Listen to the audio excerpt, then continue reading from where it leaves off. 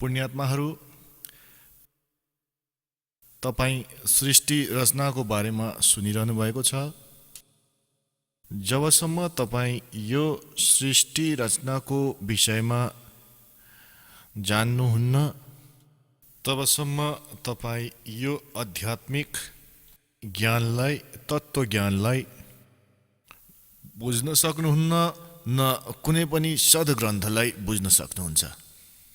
यो जुन सृष्टि रचना छ, यो सम्झिनुस् कि यो मास्टर की हो। सबै सद्ग्रन्थलाई बुझ्ने र त्यसको खजानालाई हेर्ने यो मास्टर की हो, यानी मुख्य चाबी हो। त्यसैले तपाईहरूलाई बारम्बार सृष्टि रचनाको ज्ञान अत्यधिक गराइन्छ।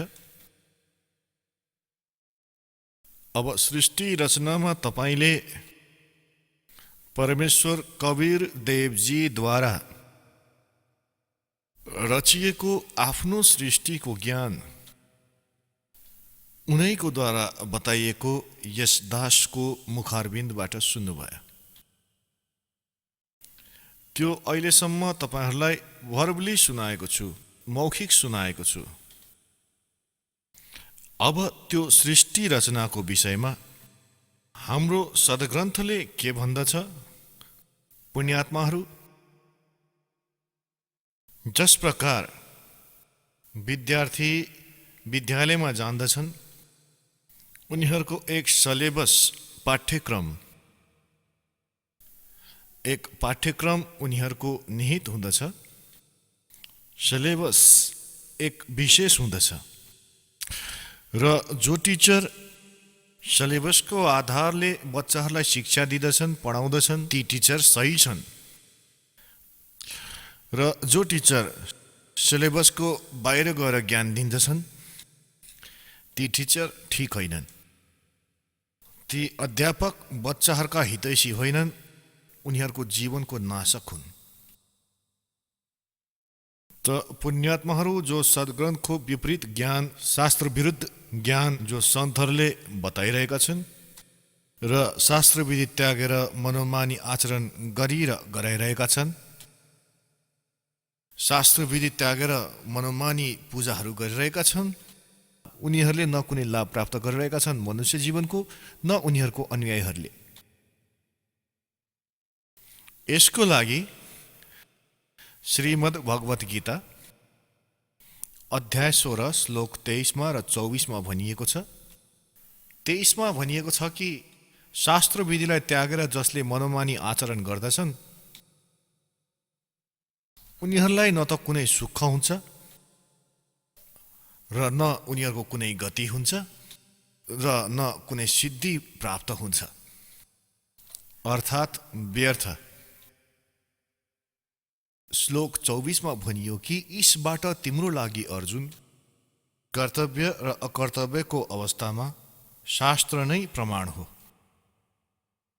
कर्तव्य माने जो शास्त्र अनुकूल साधनाहरू छन्, जुन साधनाहरू तपाईँले गर्नुपर्छ, र अकर्तव्य जुन गर्नु हुँदैन, त्यो सद्ग्रन्थहरूबाट नै जान्न सकिन्छ। कोही आफ्नो लोकवेद दन्तकथाहरू सुनाउँदछन्, त्यसलाई हामीले स्वीकार गर्नु हुँदैन। त अहिलेसम्म जुन ब्रह्माजी, विष्णुजी र शिवजीलाई यो भनिँदै आएको छ, यो पवित्र हिन्दू धर्मको यो शास्त्र विरुद्ध ज्ञान दिने आचार्य, गुरु, ऋषि, महर्षि यो भन्दै आएका छन् कि ब्रह्माजी, विष्णुजी, शिवजी यी अजर अमर छन्, यिनका कोही माता पिता छैनन् र यो सबै ब्रह्माण्डको रचनाहार यिनै हुन्। त ती टिचर ठिक छैनन्, ती शास्त्र विधिलाई त्यागेर लोकवेद सुनाइरहेका छन्। लोकवेद भन्नाले के हो त? सुनिएको सुनाइएको ज्ञान जो चाहिँ प्रमाणित नभएको। अहिले तपाईहरूलाई देखाउँछौँ श्रीमद् देवी भागवत। यसले श्री ब्रह्मा, श्री विष्णु र श्री शिवजीको बारेमा के जानकारी दिँदछ। तपाईहरूले यो हेर्नुहोला श्रीमद् देवी भागवत सचित्र मोटो टाइप केवल हिन्दी। गीता प्रेस गोरखपुरबाट प्रकाशित। यसका सम्पादक रहेका छन् हनुमान प्रसाद पोद्दार, चिमनलाल गोस्वामी। प्रकाशक एवं मुद्रक गीता प्रेस गोरखपुर, गोविन्द भवन कार्यालय, कोलकाताको संस्थान। तेस्रो स्कन्धमा 123 पृष्ठमा। तेस्रो स्कन्ध।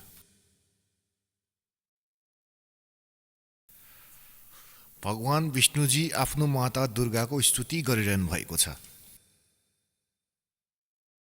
के भन्दै हुनुहुन्छ? तिमी शुद्ध स्वरूपा हौ, यो सारा संसार तिमीबाटै उद्भासित भइरहेको छ। म ब्रह्मा र शङ्कर, विष्णुजी भन्दै हुनुहुन्छ, हामी सबै तिम्रै कृपाले विद्यमान छौँ। हाम्रो आविर्भाव माने जन्म, तिरोभाव माने मृत्यु। हाम्रो आविर्भाव र तिरोभाव हुने गर्दछ। केवल तिमी नै नित्य हौ, जगत जननी हौ, प्रकृति र सनातनी देवी हौ। यो प्रकृति शब्दलाई याद राख्नुहोला। दुर्गालाई प्रकृति पनि भनिन्छ।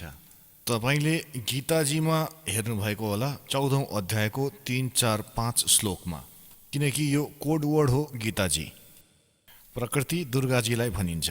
यसबाट स्पष्ट भयो कि ब्रह्मा, विष्णु र महेशको जन्म र मृत्यु हुँदछ। भगवान शङ्करले भन्नुभयो, देवी, यदि महाभाग विष्णु तिमीबाट प्रकट भएका हुन् भने त उनी पछि उत्पन्न हुनुभएको ब्रह्मा पनि तपाईँकै बालक भए। फेरि म तमोगुणी लीला गर्ने शङ्कर के तपाईँको सन्तान भइन र? अर्थात् मलाई पनि उत्पन्न गर्ने तिमी नै हौ शिवे। सम्पूर्ण संसारको सृष्टि गर्ने तिमी एकदम चतुर छौ। यो संसारको सृष्टि, स्थिति र संहारमा तिम्रो गुण सदा समर्थ छ। तिनै 3 गुणबाट उत्पन्न हामी, रजगुण ब्रह्माजी, सद्गुण विष्णुजी, तमोगुण शङ्कर।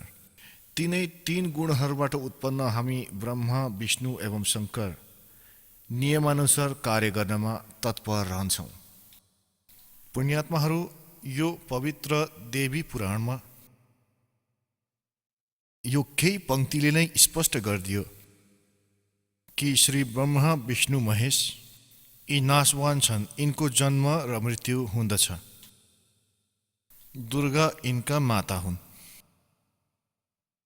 र रजगुण ब्रह्माजी, सद्गुण विष्णु र तमोगुण शिवजी हुन्।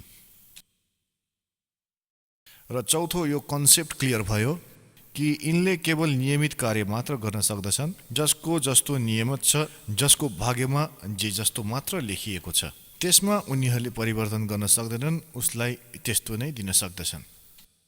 जस्तो कर्म छ त्यस्तो नै उनीहरूलाई फल दिन्दछन्। त्यस्तो यिनको नियम छ र यो हाम्रो सद्ग्रन्थमा लेखिएको छ। अब तपाईहरूलाई डिटेलमा देखाउँदछौँ। यसै श्रीमद् देवी भागवतलाई नै फेरि देखाउनेछौँ पुरा डिटेलबाट। यो त्यही श्रीमद् देवी भागवत हो, गीता प्रेसबाट प्रकाशित। यो हो श्रीमद् देवी भागवत तेस्रो स्कन्द। यहाँ प्रारम्भ हुँदछ। पृष्ठ 113 हो। पृष्ठ 113 हो।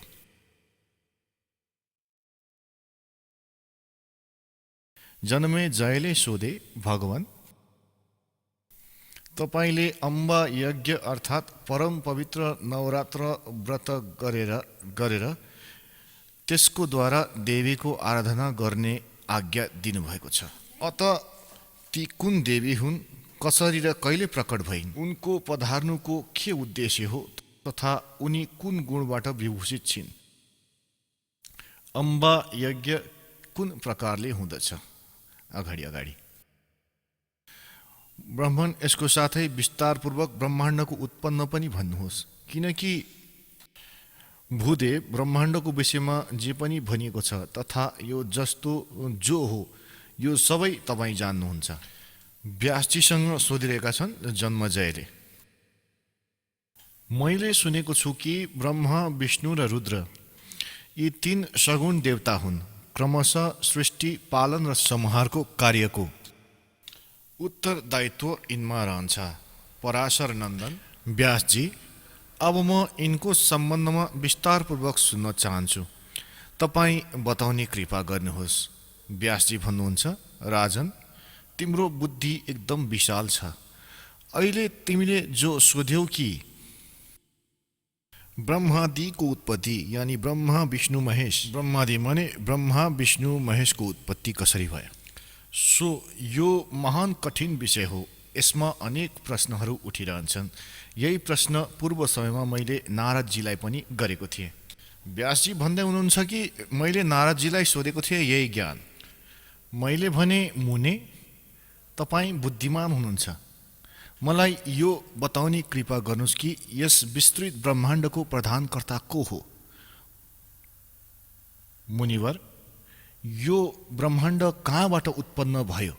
द्विजवर, साथै यो पनि बताउनुहोस् कि यो ब्रह्माण्ड विनाशशील छ अथवा सदा रहनेवाला छ। यसको रचना यो 114 पृष्ठमा छ, तेस्रो स्कन्ध। गर्ने कोही एक हुन् अथवा धेरै यसका रचयिता हुन्। कर्ताको अभावमा कार्यको हुनु असम्भव छ। यो प्रश्न मेरो मनमा उठ्ने गर्दछ।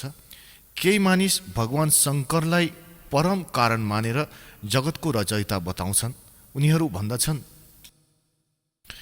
देवादिदेव भगवान शङ्कर अविनाशी पुरुष हुन्। उनको कहिले पनि जन्म र मरण हुँदैन। उनी आत्माहरूमा रमण गर्दछन्। देवताहरूमाथि पनि उनको शासन बनिरहन्छ। अरू केही मानिसहरू भगवान विष्णुको प्रशंसा गर्ने गर्दछन्। उनी शक्तिशाली पुरुष, अव्यक्त, अखिल ऐश्वर्यहरूले सम्पन्न परब्रह्म परमात्मा हुन्। केही अरू मानिसहरू ब्रह्माजीलाई सृष्टिको प्रधान कारण मान्दछन्।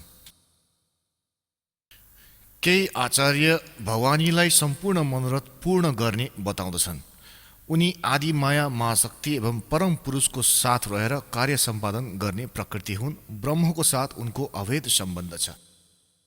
ब्रह्मै काल हुन्, क्षर पुरुष, र अभेद सम्बन्ध यानि पति पत्नीको सम्बन्ध हो। उनी सृष्टि, स्थिति र संहार कार्यमा संलग्न रहन्छन्। सम्पूर्ण प्राणी एवं देवताहरूको उनी जननी हुन्। उनको कहिले पनि जन्म र मृत्यु हुँदैन। वैष्णवी, शाम्भवी, ब्राह्मी, वासवी, वारुणी, वाराही, नारसिंही तथा अद्युत महालक्ष्मी नामले उनी विख्यात छिन्। 115 पृष्ठमा छ यो। कतिपय श्रेष्ठ मुनि भन्दछन् कि जो निरञ्जन, निराकार, निर्लेप, निर्गुण, अरूप एवं व्यापक ब्रह्म हुन्, उनीबाटै जगतको सृष्टि भएको हो। कहीँ कहीँ वेद र उपनिषदमा उनीलाई ब्रह्म तेजोमय बताइने गरेको छ। उनी प्रधान पुरुष हुन्। हजारौं मस्तक, आँखा, कान, हात, मुख, चरणहरूले उनी सम्पन्न छन्। आकाश अगाडि अगाडि पनि छ धेरै। अब व्यासजीले सोधिरहेका थिए नारदजीसँग कि मैले यस्तो सुनेको छु, कोही के भनिरहेछन्, कोही के भनिरहेछन्, कि कोही शङ्करजीलाई रचयिता, कोही विष्णुजीलाई रचयिता। अब नारदजी भन्छन् कि व्यासजी, प्राचीन समयको कुरा हो। यही शङ्का मेरो हृदयमा पनि उत्पन्न भएको थियो। तब म आफ्नो पिता अमित तेजस्वी ब्रह्माजीको स्थानमा गएको थिएँ र उनलाई यो समय त्यो विषयमा तपाईँ जे मलाई सोधिरहनु भएको छ त्यही विषयमा सोधेको थिएँ।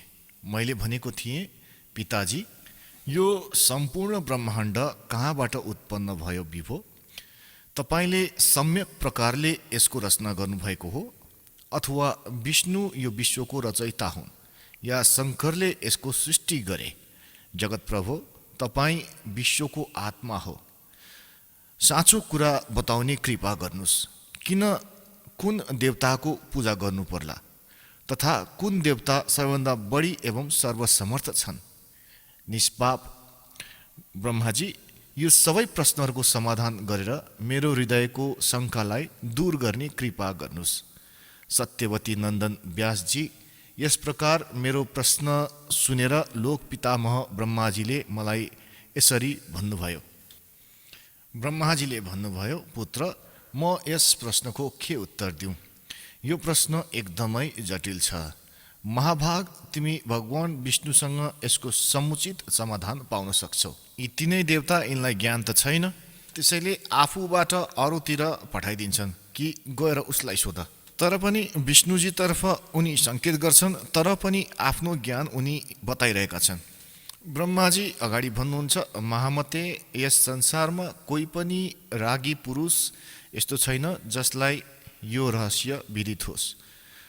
जो त्यागी, आकाङ्क्षा रहित एवं ईर्ष्या शून्य छ, उसैले यसको रहस्यलाई जान्न सक्दछ। पूर्व कालमा अब सृष्टिको रचना बताउँदै हुन्छ ब्रह्माजी। पूर्व कालमा सर्वत्र जलै जल थियो। स्थावर जङ्गम जति प्राणी छन् यसमा कोही पनि थिएनन्। तब कमलबाट मेरो उत्पत्ति भयो। त्यो समयमा मलाई सूर्य, चन्द्रमा, वृक्ष तथा पर्वत कुनै पनि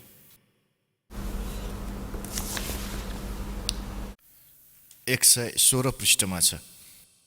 तेस्रो स्कन्द देवी भागवतको। चिज नजर आएन। म कमलको कर्णिकामा बसेर विचार गर्न लागे, यस अगाध जलमा म कसरी उत्पन्न भएँ, को मेरो रक्षक हो तथा यस प्रलयकालमा सृष्टि एवं संहार गर्ने को विशिष्ट पुरुष हो। कहीँ पनि स्पष्ट रूपले भूमि पनि देखिँदैन जसमा यो जल टिकेको होस्। यो कमल कसरी उत्पन्न भयो? यही विचार गर्दै म जलमा ओर्ले। ब्रह्माजी भन्दै हुनुहुन्छ, 1000 वर्षसम्म पृथ्वीको अन्वेषण गरिरहे, यानि खोज गरिरहे, तर पनि मैले त्यो जलको कुनै वार पार भेटिनँ। यत्तिकैमा आकाशवाणी भयो, तप गर, तप गर। तब मैले तपस्या आरम्भ गरेँ। कमलमा बसी बसी 1000 वर्षसँग मैले तप गरिरहेँ। तब त्यही समयमा सृष्टि गर यस्तो आकाशवाणी सुनियो। त्यो सुनेर म एकदम आश्चर्यमा डुबेँ। सोचेँ कि कसको सृष्टि गरौँ अथवा मेरो कर्तव्य के हो। त्यही समयमा मधु र कैटभ नामको 2 भयङ्कर दानव राक्षस अगाडि आइपुगे। उनीहरूले त्यो महार्णवमा मसँग युद्ध गर्ने इच्छा प्रकट गर्न लागे। म उनीहरूबाट भयभीत भएँ। तब कमलको डाँठ समातेर पानीमा ओर्ले। त्यहाँ मलाई एक परम अद्भुत पुरुषको दर्शन भयो। उनको श्री विग्रह यानि शरीर मेघको समान श्याम थियो, बादलको जस्तै, कालो बादलको जस्तै। उनले पिताम्बर पहिरिएका थिए, 4 भुजाहरू थियो, शेषनागको शैयामा सुतेका थिए। ती जगत प्रभुको गलालाई वनमालाले सुशोभित गरिरहेको थियो। शङ्ख, चक्र, गदा र पद्म, यी 4 आयुधहरूले उनले अनुपम शोभा पाइरहेका थिए। यस्तो शेषशाही भगवान विष्णुको मलाई दर्शन भयो। उनी योग निन्द्रामा वशीभूत भएर गहिरो निन्द्रामा सुतिरहेका थिए। उनको सबै चेष्टाहरू शान्त थियो। नारदजी, शेषनागको शैयामा सुतिरहेका ती प्रभुलाई देखेर मेरो मन चिन्तित भयो। यस्तैमा भगवती योग निन्द्रा याद आयो। मैले उनको स्तवन गरेँ। तब ती कल्याणमय भगवती श्री विष्णुको विग्रहबाट निस्केर, विग्रह माने शरीर, श्री विष्णुको विग्रहबाट निस्केर अचिन्त्य रूप धारण गरेर आकाशमा विराजमान भइन्। दिव्य आभूषणले उनको छविलाई बढाइरहेको थियो। जब योग निन्द्रा भगवान विष्णुको शरीरबाट अलग भएर आकाशमा विराज भइन्, तब तुरुन्तै श्री श्रीहरि उठ्नुभयो।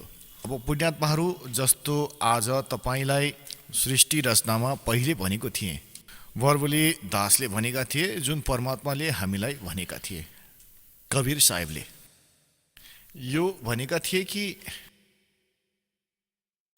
दुर्गा ब्रह्माजी, विष्णुजी, शिवजीका माता हुन् श्रीदेवी र यी काल ज्योति निरञ्जन यिनका पिता हुन्। यिनी के गर्दछन्? यी तीनै बालकहरूको उत्पत्ति गर्दछन्।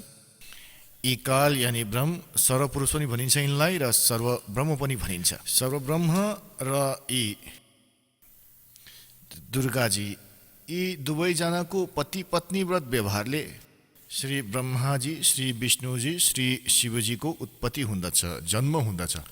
र यिनले के गर्दछन्? यिनलाई बाल्यावस्थादेखि नै कोमामा पुर्याइदिन्छन्, अचेत बनाइदिन्छन्।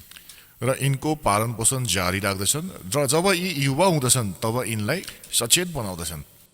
अब यी दुर्गा अन्य रूप धारण गरेर प्रेतवत प्रेतनीको जस्तै विष्णुजीको शरीरमा प्रवेश गरेर उनलाई बेहोस बनाएकी थिइन्। यसै गरी ब्रह्माजीलाई यो कमलको फूलमाथि राखिदिइन्। तबसम्म यी अचेत थिए, कोमामा राखिदिएकी थिइन्। यिनी आफै भन्दैछन्, मलाई थाहै छैन म कमलको फूलमाथि कसरी उत्पन्न भइहाले, मेरो को जनक हो। अब तल ओर्लिए त उनले देखे विष्णुजी बेहोस थिए उनी।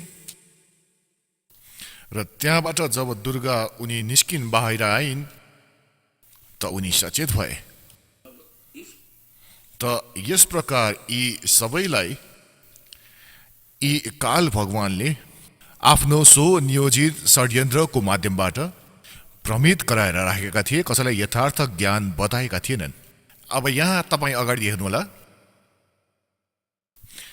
अब के हुन्छ कि तेस्रो स्थानमा भगवान शङ्करलाई पनि बेहोस बनाएका थिए, उनलाई फेरि सचेत बनाइदिए, फेरि तिनैलाई एकत्रित गरिदिए प्रेरणा गरेर, तिनै एकत्रित भए।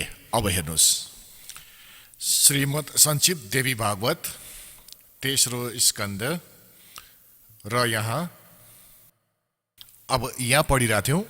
तब ती कल्याणमयी भगवती श्री विष्णुको विग्रहबाट निस्किएर अचिन्त्य रूप धारण गरेर आकाशमा विराजमान भइन्। दिव्य आभूषणले उनको छवि बढाइरहेको थियो। जब योग निन्द्रा भगवान विष्णुको शरीरबाट अलग भएर आकाशमा विराजमान भइन्, तब तुरन्तै श्री श्रीहरि उठ्नुभयो। उहाँले मधु र कैटवसँग 5000 वर्षसम्म ठुलो घमासान लडाइँ गर्नुभयो। तब त्रिदैत्य मरे। पहिले देवीको कटाक्षले मधु र कैटव मोहित भएका थिए। त्यसपछि भगवान विष्णुले आफ्नो काखमा सुताएर उनीहरूलाई त्यही प्राणबाट रहित गरिदिए। अब त्यहाँ म र भगवान विष्णु दुईजना थियौँ। त्यही रुद्र पनि प्रकट भए। हामी तिनैजनालाई भगवती आद्याशक्तिको दर्शन भयो। दुर्गाको उनलाई देखेर मन मुग्ध भयो। हामीले उनको उत्तम स्तुति गर्यौं। तब ती आदिशक्ति हामीसँग भन्न लागिन्। देवीले भन्नुभयो, ब्रह्मा विष्णु र महेश्वर, तिमीहरू एकदम राम्रोसँग सावधान भएर आफ्नो आफ्नो कार्यमा संलग्न हुनु। सृष्टि स्थिति र संहार यो तिमीहरूको कार्य हो। ब्रह्माजीले भन्नुहुन्छ, भगवती आद्या शक्तिको यो हामी 117 पृष्ठमा पढिरहेका छौँ। त्यो वाणी एकदम मधुर, सुन्दर एवं सुखप्रद थियो। हामीले त्यो स्पष्ट सुन्यौं। हामीहरूले उनलाई भन्यौं, माता, हामी कुन प्रकारले यी प्रजाहरूको सृजन आदि कार्य गर्नमा सफल हुने? विस्तृत भूमिकाको अभाव छ। सबै स्थान जलमग्न छन्। हाम्रो कुरा सुनेर ती कल्याण स्वरूपिणी भगवतीको मुखमण्डल मुस्कानले भरियो। यत्तिकैमा एउटा सुन्दर विमान आकाशबाट तल ओर्लियो। तब ती देवीले हामीलाई आज्ञा दिइन्, देवताहरू निर्भीक भएर इच्छापूर्वक यो विमानमा प्रवेश गर। ब्रह्मा विष्णु र रुद्र, आज म तिमीहरूलाई एउटा अद्भुत दृश्य देखाउँछु। हामीले भगवतीको कुरा सुनेर त्यो कुरालाई शिरोधार्य गर्यौं। त्यो रत्न जडित विमानमा चढेर हामी आरामले बस्यौं। हामी तिनै देवताहरूलाई त्यो विमानमा बसेको देखेर देवीले आफ्नो सामर्थ्यले विमानलाई आकाशमा उडाइदिन्। ब्रह्माजी भन्नुहुन्छ, मन जस्तै तीव्र गतिले चल्ने त्यो विमान जुन अपरिचित स्थानमा पुग्यो, त्यहाँ सम्पूर्ण फलहरूले लदिएको अनेक सुन्दर वृक्षहरू थियो। अगाडि एउटा सुन्दर नगर देखियो। अद्भुत पर्खालहरूले त्यो नगरको छवि बढाइरहेको थियो। त्यहाँ धेरै नै ठुला ठुला महलहरू थियो। उचित स्थानमा यज्ञशाला पनि बनेको थियो। केही क्षणपछि नै त्यो एउटा अर्को सुन्दर प्रदेशमा पुग्यो। त्यहाँ हामीले देख्यौं अनुपम नन्दन वन थियो। पारिजातको सघन छायाको तल सुरभि गाई बसेकी थिइन्। नजिकै ऐरावत हात्ती पनि विराजमान थियो। सैकडौँ अप्सराहरू यक्ष गन्धर्व र विद्याधर त्यो पारिजातको उपवनमा गाउँदै र विहार गरिरहेका थिए। यसो हेरेको त्यही महाभाग इन्द्र पनि थिए, उनको नजिकै उनकी प्राणप्रिया सची पनि थिइन्। त्यो स्वर्ग जस्तो दृश्यलाई देखेर हामी आश्चर्यचकित भयौँ। यत्तिकैमा हाम्रो विमान तीव्र गतिले अगाडि बढ्यो र दिव्यधाम ब्रह्मलोकमा पुग्यो। सम्पूर्ण देवताले त्यो नगरको अगाडि मस्तक झुकाउँथे। त्यहाँ अर्का ब्रह्मा विराजमान थिए। उनलाई देखेर भगवान शङ्कर र विष्णुलाई एकदमै आश्चर्य भयो। सभा लागिरहेको थियो। भगवान शङ्कर र विष्णुले मलाई सोधे, चतुरानन्द, यी अविनाशी ब्रह्मा को हुन्? मैले उत्तर दिएँ, मलाई केही थाहा छैन। सृष्टिको अधिष्ठाता यी को हुन्? भगवान, म को हुँ? यी को हुन्? हाम्रो उद्देश्य के हो? यो उल्झनमा मेरो मनले चक्कर काटिरहेको छ। यत्तिकैमा मनको सम्मान तीव्र गतिको त्यो विमान तुरन्तै त्यहाँबाट हिँडिहाल्यो र कैलाशको सुरम्य शिखरमा पुग्यो। अगाडि हेर्नुहोस्, त्यहाँ विमान पुग्न साथ एउटा भव्य भवनबाट त्रिनेत्रधारी भगवान शङ्कर आउनुभयो बाहिर। उहाँ नन्दी वृषभमा बस्नुभएको थियो। उहाँको 5 मुख थियो र 10 भुजाहरू थियो। मस्तकमा चन्द्रमा सुशोभित थियो। क्षणभर पछि नै त्यो विमान त्यो शिखरबाट पवनको समान तेज चालमा हिँड्यो र वैकुण्ठ लोकमा पुग्यो, जहाँ भगवती लक्ष्मीको विलास भवन थियो। पुत्र नारद, त्यहाँ मैले जुन सम्पत्ति देखेँ त्यसको वर्णन गर्नु मेरो लागि असम्भव छ। त्यो उत्तम पुरीलाई देखेर विष्णुको मन आश्चर्यले समुद्रमा पौडिन थाल्यो। एक विष्णु विमानमा छन्, एक ब्रह्मा बसेका छन्, एक शङ्कर बसेका छन्। अब एक एकतिर हेर्नुहोस् त त्यहाँ कमलधरी विराजमान थिए। अलसीको फूलको समान उनको श्री विग्रहको कान्ति थियो।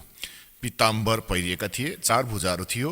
उनी पक्षीराज गरुडमा विराजमान थिए। दिव्य आभूषणहरूले उनको अनुपम शोभा बढाइरहेको थियो। प्राणप्रिया लक्ष्मीजी चौवर घुमाइरहेकी थिइन्। ती सनातन श्रीहरूको झाँकी पाएर हामी सबै अचम्म भयौँ। एक अर्कालाई हेरेर हामी विमानमा एउटा उत्तम आसनमा बसिरह्यौँ। यत्तिकैमा पवनसँग कुरा गर्दै त्यो विमान तुरुन्त उड्यो। अगाडि अमृतको समान मिठो जल भएको समुद्र थियो। त्यो समुद्रको जल एकदम मधुर थियो। पुण्यात्माहरू, परमेश्वर कवीरजीले आफ्नो द्वारा रचित सृष्टिको रचनाको जुन ज्ञान दिएका छन् त्यसमा एकदमै विस्तारले बताएका छन्। अब यी श्री ब्रह्माजी, विष्णुजी, शिवजी विमानमा बसेका छन्। दुर्गाले यिनलाई आकाशमा उडाइदिए विमानलाई। यी जहाँ पुगे त्यहाँ ब्रह्माजी विराजमान थिए र एक ब्रह्माजी बसेका छन् विमानमा र एक अगाडि बसेका छन् त्यहाँ त्यो ब्रह्माको लोकमा। र फेरि त्यहाँ देखेर ब्रह्माजीसँग विष्णु र शिवजीले सोध्छन्, यो अर्को ब्रह्मा को हो? ब्रह्माजी विमानवाला ब्रह्माजीले भन्नुहुन्छ, यो मलाई थाहा छैन, यी को हुन्, म को हो, कहाँबाट उत्पन्न भएको, हाम्रो के उद्देश्य हो? त यी को थिए? त यी कालले, जस्तो कि तपाईँलाई सृष्टि रचनाको सुरुमै बताइएको थियो, यिनले एक ब्रह्माण्डको टप मोस्ट स्थानमा, शिखरमा, यानि कि चोटीमा 3 स्थान बनाएर राखेका छन्। तपाईँलाई एउटा चित्र देखाउँछौँ ब्रह्माण्डको। यसबाट सजिलैसँग बुझ्न सकिन्छ। हेर्नुहोस्, एउटा ब्रह्माण्डको लघु चित्र। यो हेर्नुहोस्, यो एउटा अन्डा जस्तो शेप छ। यसको अन्डा जस्तो आकार छ। यसको लिपिकल, यसको जुन शेप छ, आकार छ। अब यो हेर्नुहोस्, तलबाट सुरु गर्छौँ। सबैभन्दा तल यो पाताल लोक, तलातल, रसातल, सुतल, अतल, मातल, तलातल र वितल। त यो हो पृथ्वी लोक। यो शिवको लोक शिवपुरी जसलाई भनिन्छ ब्रह्माजीको लोक ब्रह्मापुरी, विष्णुजीको लोक विष्णुपुरी। र यो जुन क्षेत्र छ र यो हो स्वर्ग र नर्क र यो हो धर्मरायको लोक। यहाँको न्यायाधीश बनाएका छन् कालले, यो जहाँ सबको अकाउन्ट हुन्छ। र यो जुन स्थान छ यो ब्रह्मलोक हो। यो सबै यो स्थान जुन छ यसलाई ब्रह्मलोक भनिन्छ। एउटा यो स्वर्ग छ, यहाँ इन्द्र बस्छन्, यो इन्द्र अलग हुन् र यसैले यसलाई महाइन्द्र भनिएको छ।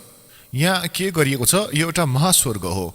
यही यसमा एउटा अलग तरिकाको एउटा डुप्लिकेट काम गरिएको छ। नक्कली सत्यलोक, नक्कली अलकलोक, नक्कली अगमलोक, नक्कली अनामी लोकको रचना गरेर राखिएको छ। यहाँ यो 88,000 भागहरू छन्। यहाँ यो सप्तपुरी हो र यो सबै ब्रह्मलोकको माथि, यो ब्रह्मलोक हो। यो ब्रह्मलोकको माथि यहाँ 3 गुप्त स्थान बनाएर राखिएको छ। तपाईलाई भनेको थिए कि एउटा रजोगुण प्रधान क्षेत्र हो। यहाँ यी काल सर्वपुरुष स्वयं ब्रह्मा रूप धारण गरेर बस्छन् र साथमा आफ्नो पत्नी दुर्गालाई सावित्रीको रूपमा राख्छन्। यहाँबाट अन्तर्धान भएर यिनको विमानबाट पहिले यहाँ पुगे। एक यो तमोगुण प्रधान क्षेत्र हो। यहाँ यी स्वयं महाविष्णु महाशिवको रूपमा बस्छन् र दुर्गालाई यानी उमा रूपमा राख्छन्। और फेरि यो सत्वगुण प्रधान क्षेत्र हो। अगाडि फेरि स्वयं यहाँ विष्णु रूप धारण गरेर त्यहाँ विराजमान हुन्छ।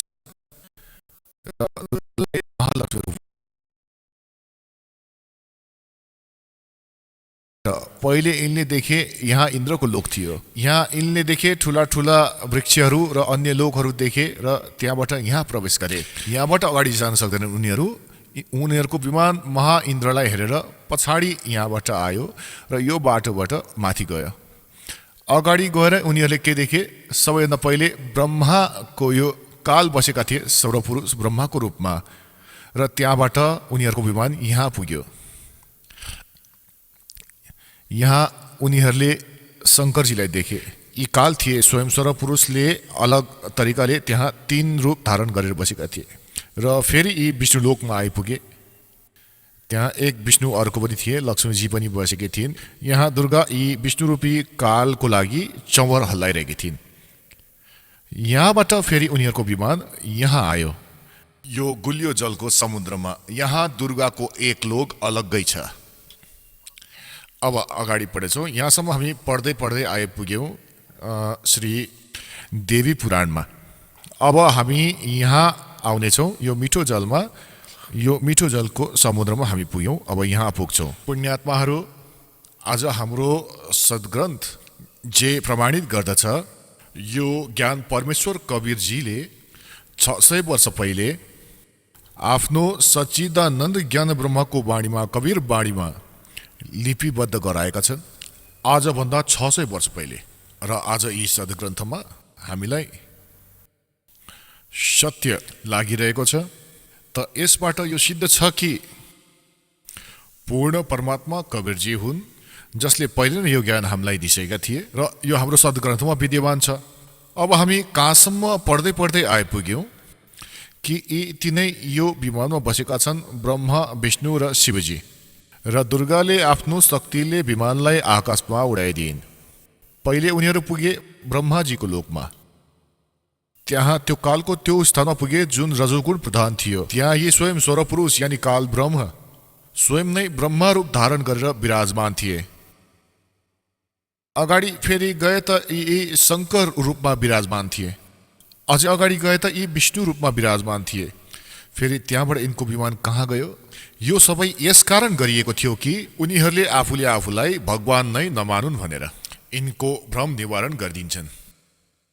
अब हेर्नुहोस्, यो देवी भागवत नै हो। अहिलेसम्म श्रीमद् देवी भागवत गीता प्रेस गोरखपुरबाट प्रकाशित हो।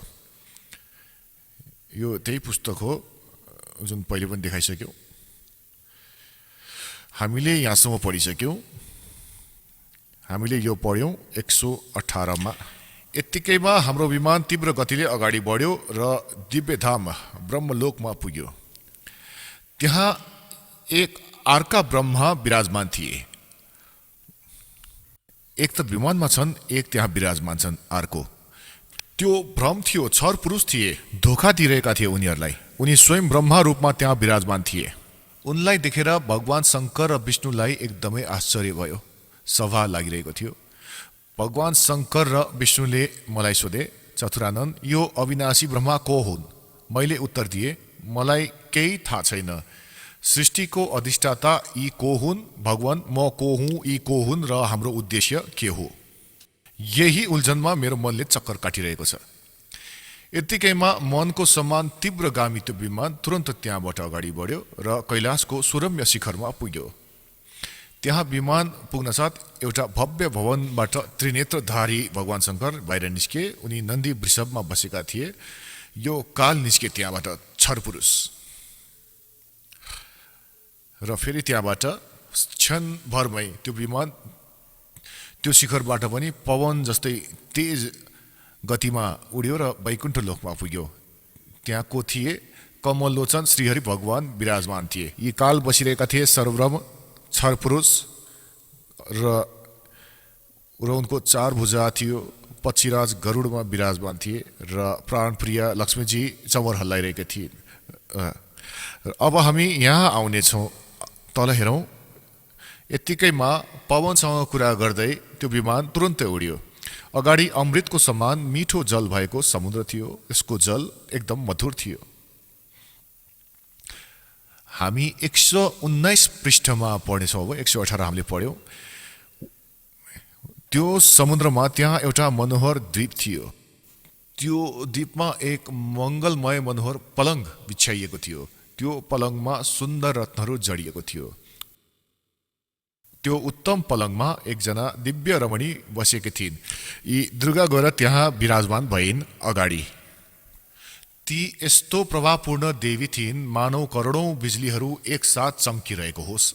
अत्यन्त सुन्दर मुख थियो, रातो रातो दाँत थियो। करोडौँ लक्ष्मीहरू भन्दा पनि धेरै उनी सुन्दर थिइन्। उनी यस्तो प्रभावपूर्ण देवी थिइन्, मानव करोडौँ बिजुलीहरू एकसाथ चम्किरहेको होस्। अत्यन्त सुन्दर मुख थियो, रातो रातो दाँत थियो। यो पढ्यौँ हामीले। अब यहाँ उनलाई देखेर हामी एकदम आश्चर्यमा डुब्यौँ। केही समयसम्म हामी त्यहीँ बसिरह्यौँ।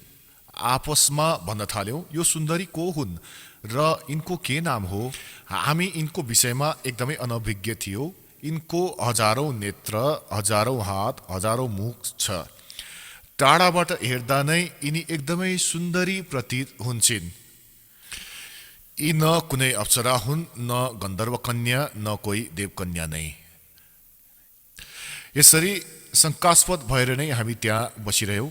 तब भगवान विष्णुले ती चारु हाँसिनी भगवतीलाई देखेर विवेकपूर्वक निश्चय गर्नुभयो कि यी भगवती जगदम्बिका हुन्। तब उहाँले भन्नुभयो कि यी भगवती हामी सबैको आदि कारण हुन्। महाविद्या र महामाया यिनको नाम हो। यी पूर्ण प्रकृति हुन्। अब पुण्यात्माहरू, विष्णुजी भन्दैछन् किनकि विष्णुजीको बुद्धि खोलिदिए कालले। अब हामी 120 पृष्ठमा पढ्नेछौँ। संस्कृत देवी भागवत, गीता प्रेस, गोरखपुरबाट प्रकाशित। यी तिनै दिव्याङ्गना हुन्। विष्णुजी भनिरहेका छन् यहाँ आफ्नो ब्याकग्राउन्ड देखाइदिए विष्णुलाई। यी काल भगवानले र दुर्गाले। यी तिनै दिव्याङ्गना हुन् जसको प्रलयारोहणमा मलाई दर्शन भएको थियो। त्यो समयमा म बालक रूपमा थिएँ। मलाई झुलुवामा झुलाइरहेकी थिइन्। विष्णुजीको जन्मको प्रत्यक्ष प्रमाण सानो बालक थिए विष्णुजी। बट वृक्षको पत्रमा एउटा सुदृढ शय्या बिछाइएको थियो। त्यसमा सुतेर म खुट्टाको औलालाई आफ्नो कमल जस्तो मुखमा राखेर चुसिरहेको थिएँ। भन्छन् प्रलयार्णवमा मैले दर्शन पाएको थिएँ देवीको। त्यो समयमा म बालक रूपमा थिएँ, सानो बालक थिएँ। उनी मलाई झुल्याइरहेका थिइन्, म औँला चुसिरहेको थिएँ खुट्टाको। यिनलाई देखेर मलाई पहिलेको कुरा याद आयो। यी हामी सबका जननी हुन्। अब 121 पृष्ठमा अब विष्णुजी यो भन्दै हुनुहुन्छ, भगवान विष्णु भन्नुहुन्छ, प्रकृति देवीलाई नमस्कार छ, भगवती विधात्रीलाई निरन्तर नमस्कार छ। यो स्तुति गर्दै आइरहनु भएको छ भगवान विष्णुजी।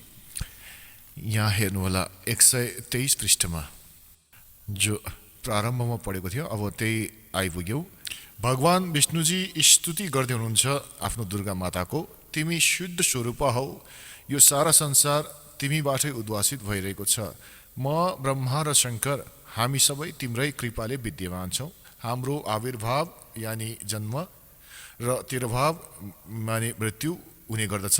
केवल तिमी नित्य हौ, जगत जननी हौ, प्रकृति र सनातनी देवी हौ। भगवान शङ्कर भन्नुहुन्छ, देवी यदि महाभाग विष्णु तिमीबाटै प्रकट भएका हुन् भने त उनी पछि उत्पन्न हुने ब्रह्मा पनि तिम्रै बालक भए। फेरि म तमोगुणी लीला गर्ने शङ्कर के तिम्रो सन्तान भइन र? अर्थात् मलाई पनि उत्पन्न गर्ने तिमी नै हौ शिवे। सम्पूर्ण संसारको सृष्टि गर्नमा तिमी एकदम चतुर छौ। यो संसारको सृष्टि स्थिति र संहारमा तिम्रो गुण सदा समर्थ छ। तिनै गुणहरूबाट उत्पन्न हामी ब्रह्मा विष्णु एवं शङ्कर नियमानुसार कार्य गर्नमा तत्पर रहन्छौँ। त पुण्यात्माहरू, तपाईहरू सबैले आफ्नो सद्ग्रन्थलाई स्वयं पढ्नुभयो र यो अहिलेसम्म पवित्र हिन्दू धर्मको गुरुजन यी आचार्य मण्डलेश्वर, महामण्डलेश्वर, गीता मनीषी, गीताको मर्मज्ञ ज्ञाता, वेदहरूको ज्ञाता, पुराणहरूको ज्ञाता मानिन्दथे। यिनीहरूलाई कख पनि थाहा थिएन। यी अज्ञानी हुन् जसले आजसम्म हाम्रो भगवानहरू यानि जसलाई हामी समर्थ मान्दथ्यौँ, अजर अमर भनेर सुन्थ्यौँ, यिनले यो भन्न सक्दैनन् कि यिनको स्थिति के छ। यिनको जीवनीले बताइरहेको छ यी महापुरुषहरूको कि यिनको यो स्थिति छ। अब पुण्यात्माहरू, जस्तो कि तपाईलाई सृष्टि रचनाको प्रारम्भमा जुन कथा सुनाएको थिएँ, बताएको थिएँ कि काल भगवानले यी क्षर पुरुषले जो ब्रह्मा विष्णु र महेशका पिताजी हुन्, दुर्गा जीको पति हुन्, जो श्री देवीका पति हुन् र ब्रह्मा विष्णु महेशका पिता हुन्, यिनले यो भनेका थिए दुर्गासँग कि मेरो भेद कसैलाई नभन्नु। यिनलाई एकदम कडाइसँग भनेका थिए कि देवीले त्यही उद्देश्यले ब्रह्मा विष्णु महेशलाई यी क्षर पुरुषको ज्ञान दिनु भएन। अब दुर्गालाई यिनले भनेका थिए कि मेरो भेद कसैलाई नभन्नु। यसै प्रकार दुर्गाले यिनलाई केही उस भेद खोल्नु भएन ब्रह्माको, तर पनि सच्चाइ लुक्न सकेन। अब यसैमा तपाईलाई प्रमाणित गर्छौं, देवी भागवतमा ब्रह्माजीले वेदहरूलाई पढ्नुभयो, दुर्गासँग सोध्नुभयो कि वेदहरूमा यो लेखिएको छ कि केवल एक ब्रह्म जसको बराबर अर्को कोही छैन। ब्रह्म यानि कि परमात्मा पनि हुँदछ। यो ब्रह्म माने भगवान हुन्छ। ती एकमात्र परमात्मा पूजाको योग्य छन्।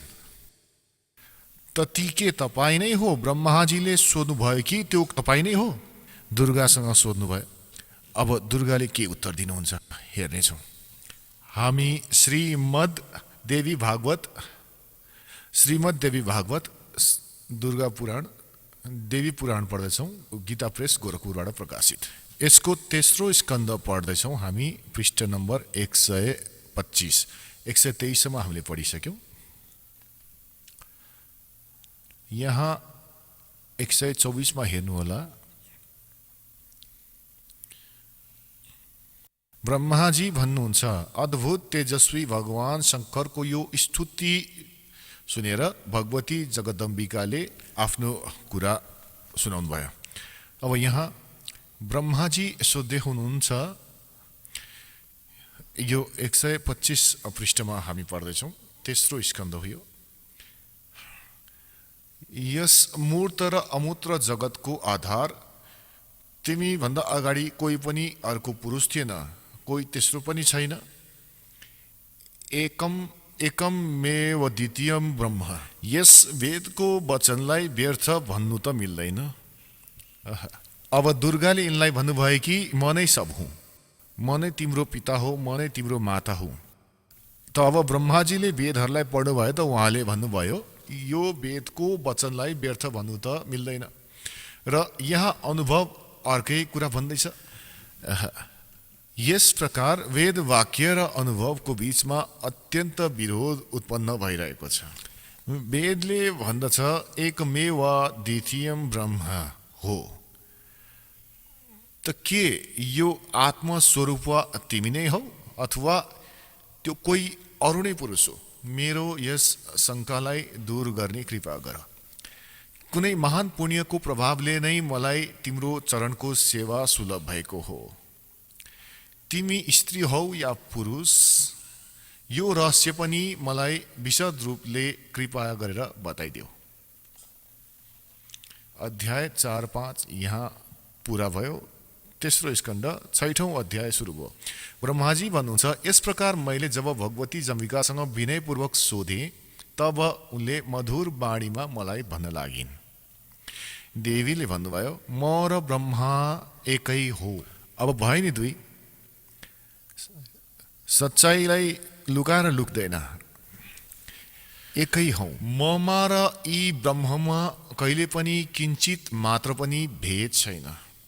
जो उनी हुन् त्यही म हुँ र जो म हुँ त्यही उनी हुन्। बुद्धिको भ्रमले भेद प्रतीत भइरह। हाम्रो सूक्ष्म भेदलाई जसले जान्दछ यसले सिद्ध छ दुई त छन् नि, जान्छन् त्यही। अब 125 पृष्ठ हामीले पढ्यौँ। अब 126 हामी पढ्नेछौँ। उनै बुद्धिमान पुरुष हुन्, ती तत्त्वदर्शी सन्त हुन् जो हाम्रो भिन्न भिन्न भिन्नतालाई जान्दछन्। उसको संसार सागरबाट मुक्ति हुनुमा कुनै पनि शङ्का छैन। ब्रह्म एकै हुन्। अगाडि हेर्नुहोस्, म शक्ति रूप धारण गरेर पराक्रम गर्दछु। गौरी, ब्राह्मी, रौद्री, बाराही, वैष्णवी, शिवा, वारुणी, कौबेरी, नारसिंही र वासवी सबै मेरो रूप हो। विभिन्न कार्यहरूमा उपस्थित हुँदा ती देवीहरूको भित्र आफ्नो शक्ति स्थापित गरेर म सबै व्यवस्था गर्दछु।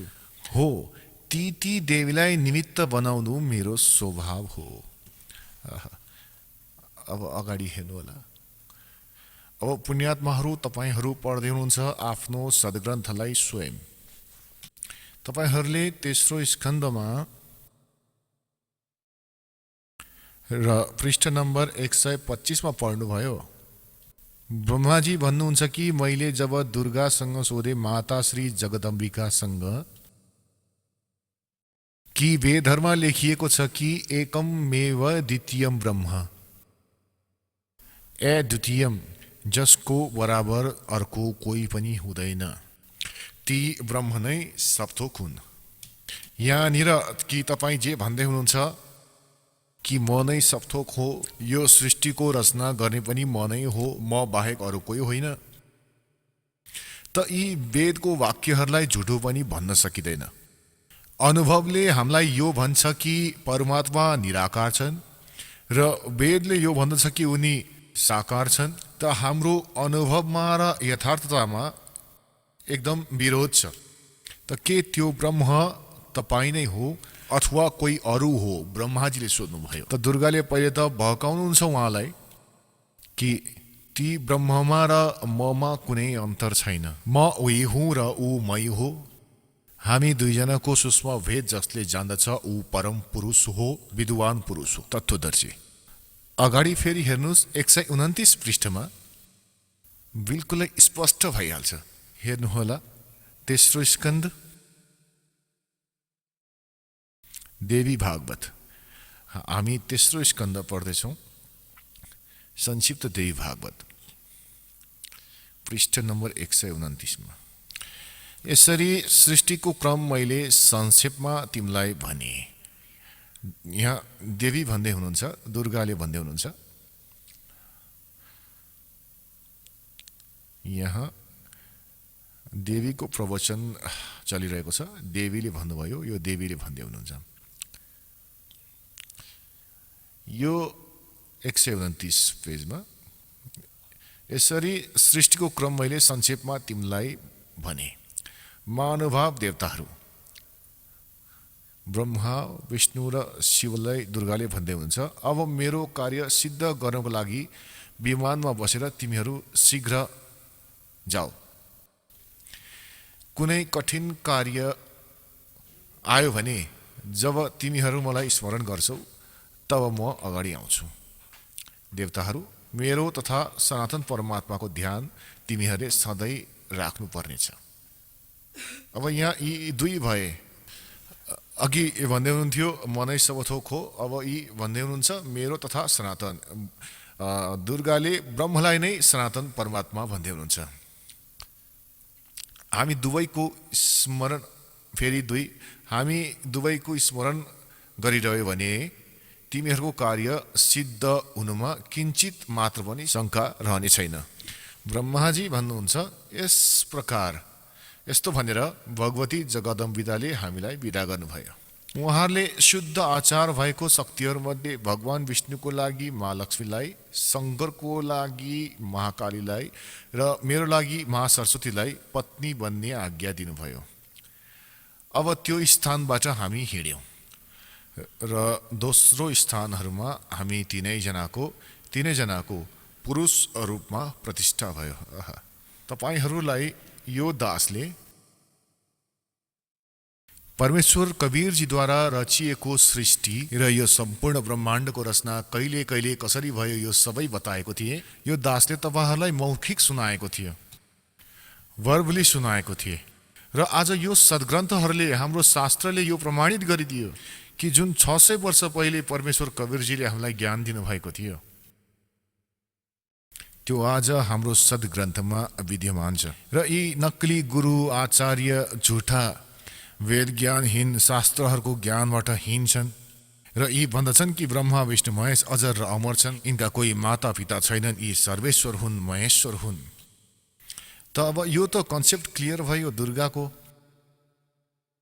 कि दुर्गा यिनका माता हुन्, फाइनल भयो। र तिनैजनाको विवाह गरिदिइन् दुर्गाले, आफ्नो नै 3 रूप बनाइदिएर यिनी आफै भन्दैछन् कि म एकबाट अनेक हुन सक्छु यी देवी, र 3 रूप धारण गरेर यिनले 3 पुत्रहरूको विवाह गरिदिइन्। अब समस्या यो रहन गयो कि यिनका पिता को हुन्, यो कन्सेप्टलाई क्लियर गर्नेछ। यस रहस्यलाई, यस शङ्काको समाधान जुन छ शिवपुराणले गर्नेछ। अब तपाईलाई पढाउनेछौँ आफ्नो पवित्र शास्त्र, जसलाई यो नकली हिन्दू धर्मका नकली गुरु आजसम्म न पढ्न सकेका छन्, न बुझ्न सकेका छन्। यिनलाई केवल संस्कृत भाषाको ज्ञान थियो, तत्त्व ज्ञान थिएन। र हामीले यिनलाई मानिरहेछौँ कि यी संस्कृत भाषाका ज्ञाता ऋषि महर्षि ब्राह्मण हुन् र यिनले वेद र पुराणहरू राम्रोसँग पढेका होलान्, सही बताएका होलान् यिनले हामीलाई। र परमात्मा कवीर देवजी, कवीर साहेबजी, उनी धानक रूप जलहा रूपमा आएका थिए बनारस। उनले 600 वर्ष पहिले भनेका थिए यी सबै झुट बोलिरहेका छन्, यिनीहरू सद्ग्रन्थसँग परिचित छैनन्, यिनीहरू परमात्माको परिभाषासँग परिचित छैनन् भनेर। तर त्यो समयमा हामीलाई यो विश्वास हुन सकेन, किनकि यी झुठा गुरु आचार्यहरूले यो भन्ने गर्दथे कि कवीर त अशिक्षित छन्, यिनी संस्कृत भाषा त जान्दैनन्, यी झुट बोल्दैछन् ब्रह्मा विष्णु महेशको बारेमा, यी यिनको जन्म मृत्युको बारेमा कुरा गर्दछन्, यिनको माता पिताको बारेमा कुरा गर्दछन्। कवीरजी झुटो कुरा गर्दछन्। ओहो, कवीर परमेश्वरजीले आफ्नो प्यारो आत्मा धर्मदासजीसँग भनेका थिए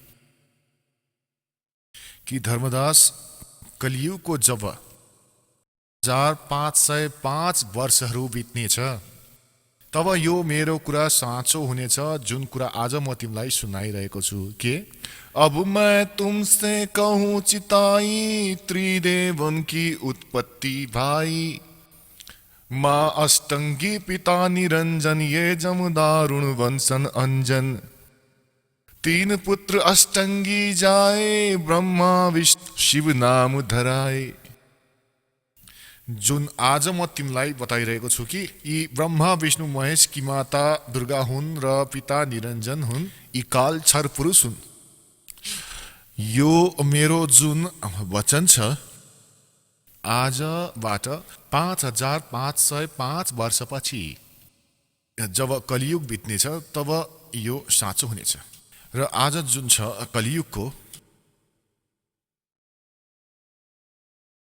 कलियुगको आज यो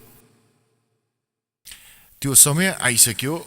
5500 जहिले पुग्छ त्यो सन् 2000 मा पुग्छ। ईसा पूर्व ईस्वीमा। तपाईलाई प्रमाण दिन्छु एकछिन। तपाईहरूलाई यो कन्सेप्ट क्लियर गर्दछु कि वर्तमानमा कलियुगको 5500 वर्ष चलिरहेको छ। 5511 चलिरहेको छ, यो बुझ्नुस् आज। र यसको 5 वर्ष पहिले सन् 2000 मा 5505 वर्ष हुन्छ। तपाईलाई प्रमाणित गरेर देखाउनेछौँ। यो हेर्नुहोला। एक यो हिमालय तीर्थ छ। यो पुस्तकको नाम हो हिमालय तीर्थ। र यो शङ्कराचार्यहरूको परम्परादेखि नै प्रकाशित भइरहेको छ। हिमालय तीर्थ जेपी नम्बुरी, उपमुख्य कार्याधिकारी श्री बद्रीनाथ केदारनाथ मन्दिर समिति, ट्रेक्स एन्ड टुर्स, कलकत्ता। यो पहिलो प्रकाशन 2009 मा भएको थियो। प्रकाशक रञ्जु चक्रवर्ती, मुद्रक गिरी प्रिन्ट सर्भिस, कलकत्ता। अब यसको पृष्ठ नम्बर 42 मा तपाईलाई देखाउँछु। पृष्ठ नम्बर 42 पुस्तक हिमालय तीर्थ। र यहाँ हेर्नुहोला, शङ्कराचार्यको विवरण छ। आदि केदारेश्वरको समक्ष शङ्कराचार्यजीको दिव्य संगमरमरको मूर्ति छ। शिवरहस्यको शिवरहस्य संस्कृतमा लेखिएको छ यहाँ। त्रिसहस्रणे वर्षणाम शङ्करयति, अर्थात् कलियुगको 3000 वर्ष व्यतीत भएपछि बौद्ध मीमांसकहरूको मत माथि विजय प्राप्त गर्नको लागि शङ्कर यतिको रूपमा आविर्भूत हुनेछन्। यानी शङ्कर भगवान नै आदि शङ्कराचार्यको रूपमा कलियुगको 3000 वर्ष व्यतीत भएपछि बौद्ध मीमांसकहरूको मत माथि विजय प्राप्ति गर्नको लागि शङ्कर यतिको रूपमा आविर्भूत हुनुहुनेछ। शङ्कराचार्यजीको दर्शनको उपरान्त अब म तपाईलाई अर्को देखाउनेछु। अब यसबाट सिद्ध भयो कि जब कलियुग 3000 वर्ष व्यतीत भइसकेको हुनेछ त्यो समयमा आदि शङ्कराचार्यजीको जन्म हुनेछ। अब यो प्रत्यक्ष प्रमाण यो गरिरहेको छ यो अर्को पुस्तकले। ईसाभन्दा 508 वर्ष पूर्व ईसाजीको 508 वर्ष पहिले शङ्कराचार्यजीको जन्म भयो। अब हेर्नुस्, यो पुस्तक हो ज्योतिर्मय ज्योतिर्मठ। यी हुन् आदि शङ्कराचार्यजी र यी हुन् यिनको अबको वर्तमान श्री स्वरूपानन्दजी शङ्कराचार्य। दुई पीठको शङ्कराचार्य, दुवैको चार्ज यिनको साथमा छ। यो पुस्तक हो ज्योतिर्मय ज्योतिर्मठ। अब यहाँ हेर्नुस्, जनवरी 2007 मा छापिएको।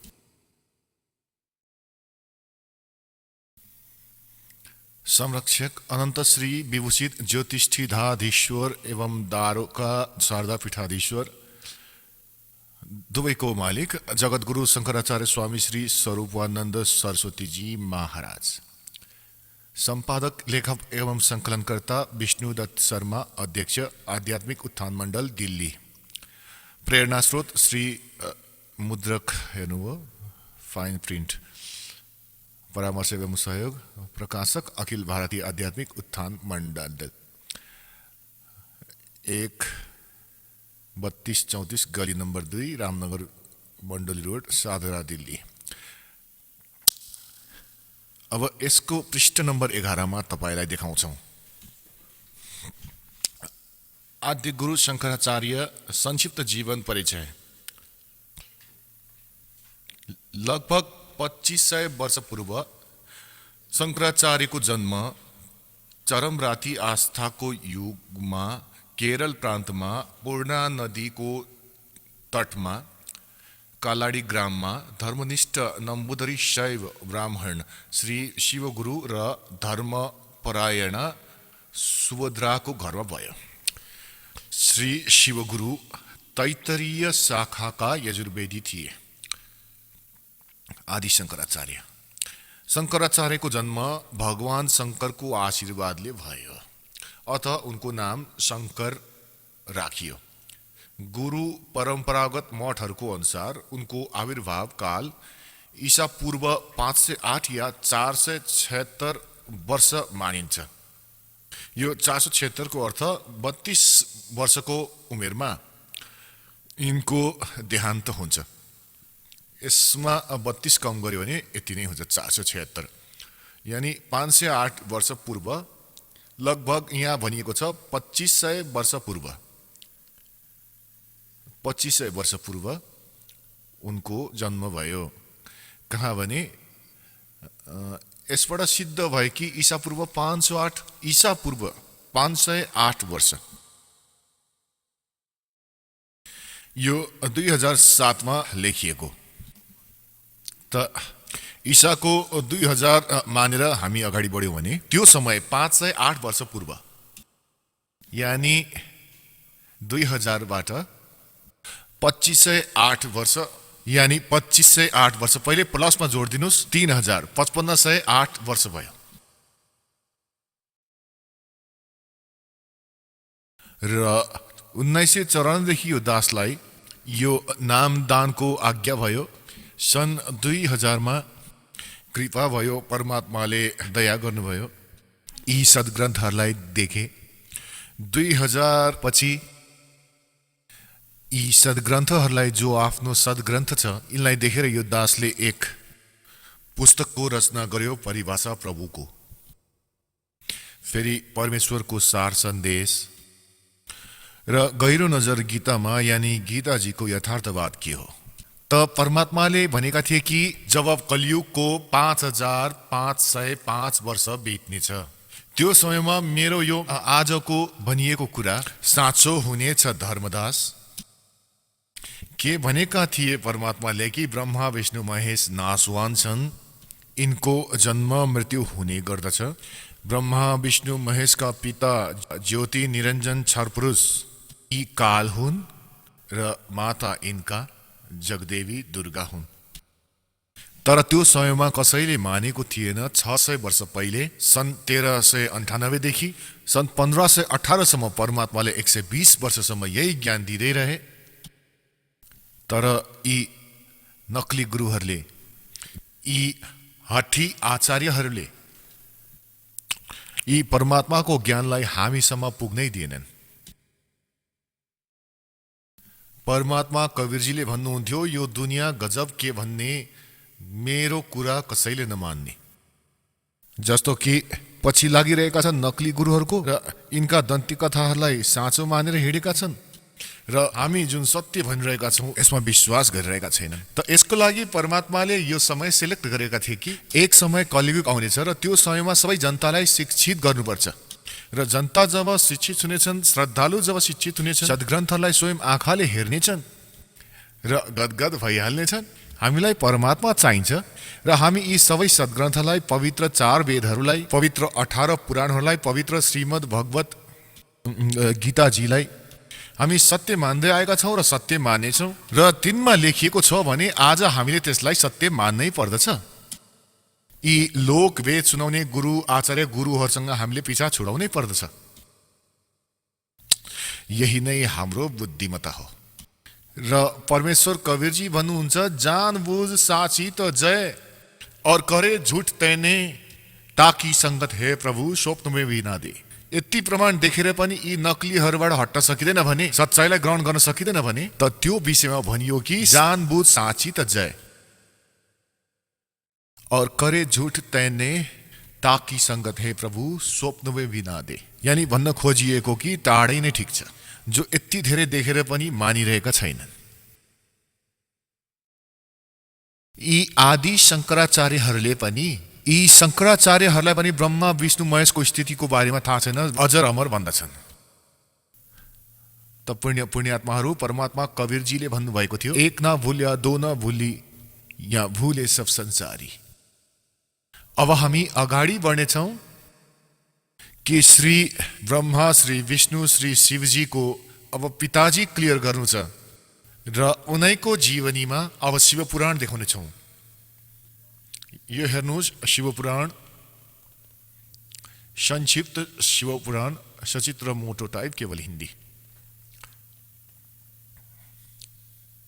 गीता प्रेस गोरखपुरबाट प्रकाशित। संक्षिप्त शिवपुराण, सचित्र मोटो टाइप, हिन्दी, संपादक हनुमान प्रसाद पोद्दार।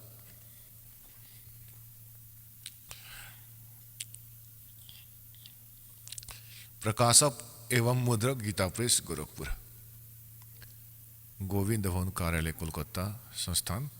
अब यहाँबाट सुरु गर्छौँ। यो रुद्र संहिता 98औं पृष्ठ सुरु गर्दैछौँ। संक्षिप्त शिवपुराण। रुद्र संहिताको 5औं अध्याय हो, यहाँ समाप्त हुन्छ। आफ्नो पुत्र नारदको यो कुरा सुनेर लोक पितामह ब्रह्मा त्यहाँ यस प्रकार भन्नुहुन्छ। अब रुद्र संहिताको 6औं अध्याय। ब्रह्माजीले भन्नुभयो, ब्रह्मण देव शिरोमणि, तिमी सदा समस्त जगतको उपकारमा नै लागिरहन्छौ। तिमीले मानिसहरूको हितको कामनाले यो राम्रो कुरा सोध्यो। जुन समयमा समस्त चराचर जगत नष्ट भइसकेको थियो, सर्वत्र केवल अन्धकारै अन्धकार थियो, न सूर्य देखिन्थ्यो न चन्द्रमा, अन्यान्य ग्रह र नक्षत्रहरूको त झन् नामो निशान पनि थिएन, न दिन हुन्थ्यो न रात, अग्नि, पृथ्वी, वायु र जलको कुनै सत्ता थिएन। त्यो समय तत्सत ब्रह्म, यो श्रुतिमा जुन सत सुनिन्छ, एक मात्र उही शेष थिए। अब पृष्ठ 100 मा संक्षिप्त शिवपुराण रुद्र संहिता हामी पढिरहेछौँ। जुन परब्रह्मको विषयमा ज्ञान र अज्ञानले पूर्ण उक्तिहरूद्वारा यस प्रकार विकल्पहरू गरिन्छ, उनले केही कालपछि द्वितीयको इच्छा प्रकट गरे। उनको भित्र एकबाट अनेक हुने एउटा इच्छा जागृत भयो। तब ती निराकार परमात्माले आफ्नो लीला शक्तिले आफ्नो लागि मूर्तिको कल्पना गरे। जुन मूर्ति रहित परम ब्रह्म हो, उसैको मूर्ति भगवान सदाशिव छन्। अर्वाचीन र प्राचीन विद्वान उनैलाई ईश्वर भन्दछन्। त्यो समय एकाकी रहेर स्वेच्छाअनुसार विहार गर्ने ती सदाशिवले आफ्नो विग्रहले स्वयं नै एउटा स्वरूपभूत शक्तिको सृष्टि गरे, जो उनको आफ्नै श्रीअङ्गबाट कहिले पनि अलग हुनेवाला थिएन। ती पराशक्तिलाई प्रधान प्रकृति। अब ध्यान गर्नुस्, यी को हुन्? यी दुर्गा हुन्, जो यस कालको शरीरबाट निस्किन्। त्यो समय एकाकी रहेर स्वेच्छाअनुसार विहार गर्ने ती सदाशिव को हुन्? काल हुन्। आफ्नो विग्रहबाट स्वयं नै एक स्वरूपभूत शक्तिको सृष्टि गरे। यो ब्रह्माजी भन्दै हुनुहुन्छ। अब परमेश्वर कबीरजीले भन्नुभयो कि कालले दुर्गालाई खाइदिएका थिए। उनको पेटबाट परमेश्वर कबीरजीले यिनलाई अलग गरे। यहाँ यिनको मिल्दो जुल्दो जस्तै कुरा छ कि कबीर परमेश्वरजीले ब्रह्माजीलाई यो ज्ञान सुनाउनु भएको थियो र ब्रह्माजीले केही आफ्नो अनुभव र केही कबीरजीको ज्ञान मिलाएर यसलाई अगाडि भन्नुभएको थियो। त्यो समय एकाकी रहेर स्वेच्छाअनुसार विहार गर्ने ती सदाशिवले आफ्नो विग्रहबाट स्वयं नै एक स्वरूपभूत शक्तिको सृष्टि गर्नुभयो, जो उनको आफ्नै श्रीअङ्गबाट कहिले पनि अलग हुनेवाला थिएन। ती पराशक्तिलाई प्रधान प्रकृति, गुणवती, माया, बुद्धि तत्वको जननी तथा विकार रहित बताइएको छ। ती शक्तिलाई अम्बिका भनिएको छ। उसैलाई हामी प्रकृति यो ध्यानले याद राख्नुहोस्, दुर्गालाई प्रकृति भनिन्छ। सर्वेश्वरी त्रिदेव जननी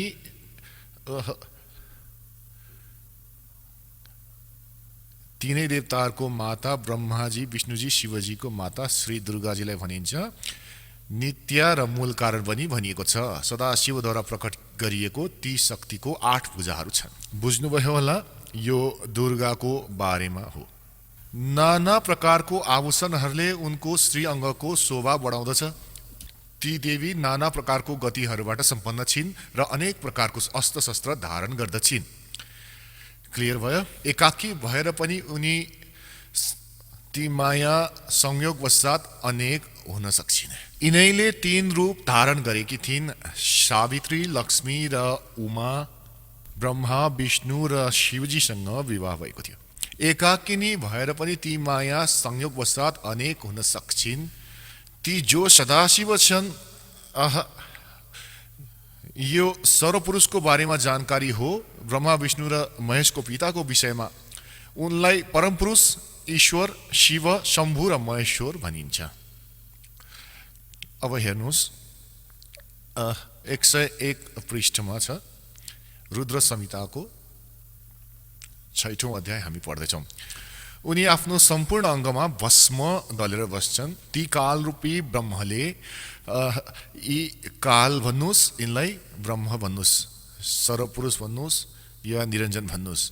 ती कालरूपी ब्रह्मले एक समयमै शक्तिको साथ, नाथ होइन, शक्तिको साथ, दुर्गाको साथ शिवलोक नामक क्षेत्रको निर्माण गरे। त्यो उत्तम क्षेत्रलाई काशी भनिन्छ। त्यो परम निर्माण र मोक्षको स्थान हो, जो सबको माथि विराजमान छन्। ती प्रिया, प्रियतम रूप शक्ति र शिव, प्रिया र प्रियतम रूप यानी पत्नी र पति रूपमा दुर्गा र यी काल रूपी ब्रह्म, कालरूपी ब्रह्म भन्नुहोस् या यिनलाई सदाशिव भन्नुहोस्। ब्रह्मा, विष्णु, महेशका पिता दुर्गा र काल जुन परमानन्द स्वरूप हुन्, त्यो मनोरम क्षेत्रमा नित्य निवास गर्दथे। शिव र शिवाले, शिव यी कालरूपी ब्रह्म हुन्, शिवको रूप पनि धारण गर्छन्। आफ्नो पुत्र जस्तै आफ्नो वास्तविक रूपमा कसैको समक्ष आउँदैन नि। शिव यानी कालरूपी ब्रह्मले, यी कालरूपी ब्रह्मले, शिव र शिवाले, काल र दुर्गाले प्रलय कालमा पनि त्यो क्षेत्रलाई आफ्नो सान्निध्यबाट मुक्त गरेका थिएनन्। देवर्षि ब्रह्माजी भन्दै हुनुहुन्छ नारदलाई, एक समय त्यो आनन्द वनमा रमण गर्दा गर्दै शिव र शिवको मनमा, काल र दुर्गाको मनमा, दुर्गा र कालको मनमा, छर पुरुषको मनमा यो इच्छा भयो कि कुनै दोस्रो पुरुषको सृष्टि गर्नु पर्यो, यानी कुनै बच्चा उत्पन्न गर्नु पर्यो, छोरा, जसमाथि यो सृष्टिको सञ्चालनको महान भार राखेर हामी दुवै केवल काशीमा बसेर इच्छा अनुसार विचरण र निर्वाण धारण गर्न सकौं।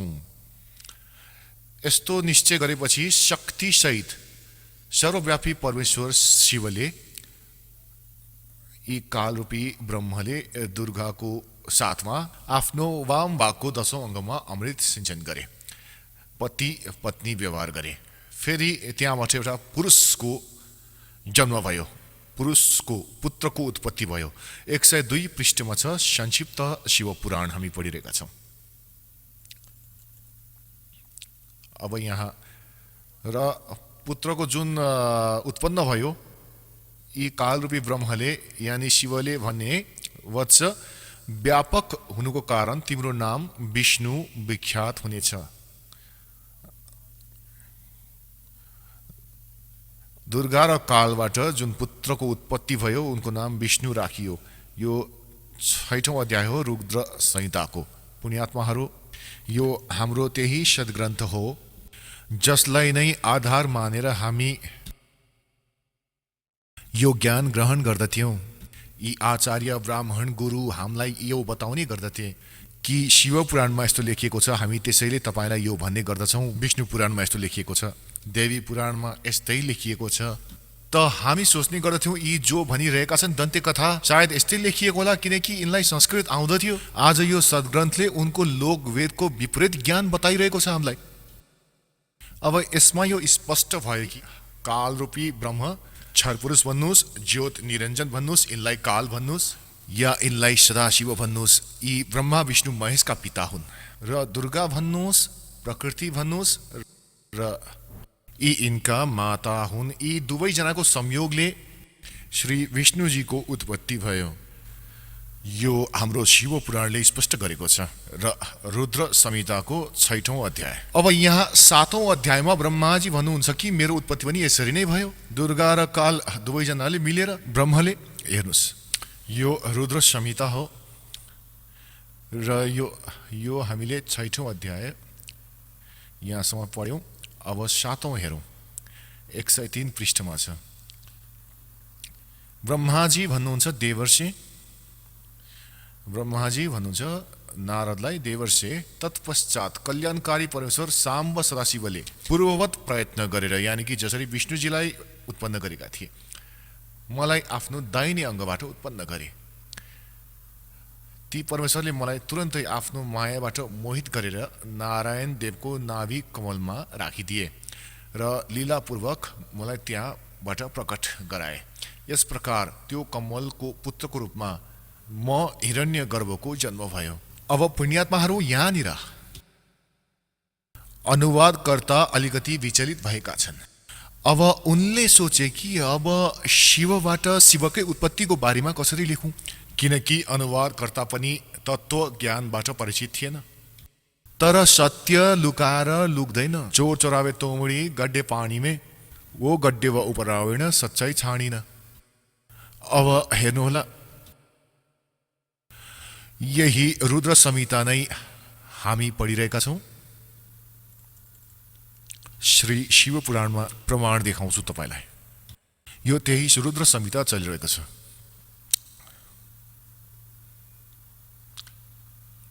र संक्षिप्त शिव पुराण 110 पृष्ठ हामी अब यहाँ हेर्नेछौँ।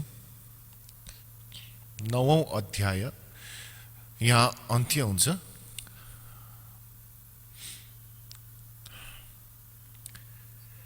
यस प्रकार ब्रह्मा विष्णु तथा रुद्र यी तीनै देवताहरूमा गुण छ। यस प्रकार ब्रह्मा विष्णु तथा रुद्र यी तीन देवताहरूमा गुण छ, तर शिव गुणातीत मानिन्छन्। यी तीनै ब्रह्मा विष्णु र रुद्र यी काल रूपी ब्रह्म यी तीनबाट अलग छन्। 4 भए, अझै स्पष्ट गर्नेछौँ। एक पटक श्री ब्रह्माजी र श्री विष्णुजीको यो कुरामा झगडा भयो कि ब्रह्माजी भन्नुहुन्छ कि म सृष्टिको रचनाकार हुँ र विष्णु तिमी मबाट उत्पन्न भएको हौ, तिमी मेरो पुत्र हौ। विष्णुजी भन्नुहुन्छ कि तिमी मेरो नाभिबाट उत्पन्न भएको हौ, तिमी नै मेरो पुत्र हौ। यसबाट यी दुवैजनाको आपसमा युद्ध भयो। त्यो झगडालाई सुल्झाउनको लागि यी काल रूपी ब्रह्मले, यिनका पिताले यिनको बीचमा एउटा स्तम्भ गाडिदिए, एउटा लिङ्ग ठड्याइदिए, तेजोमय स्तम्भ, धेरै लामो।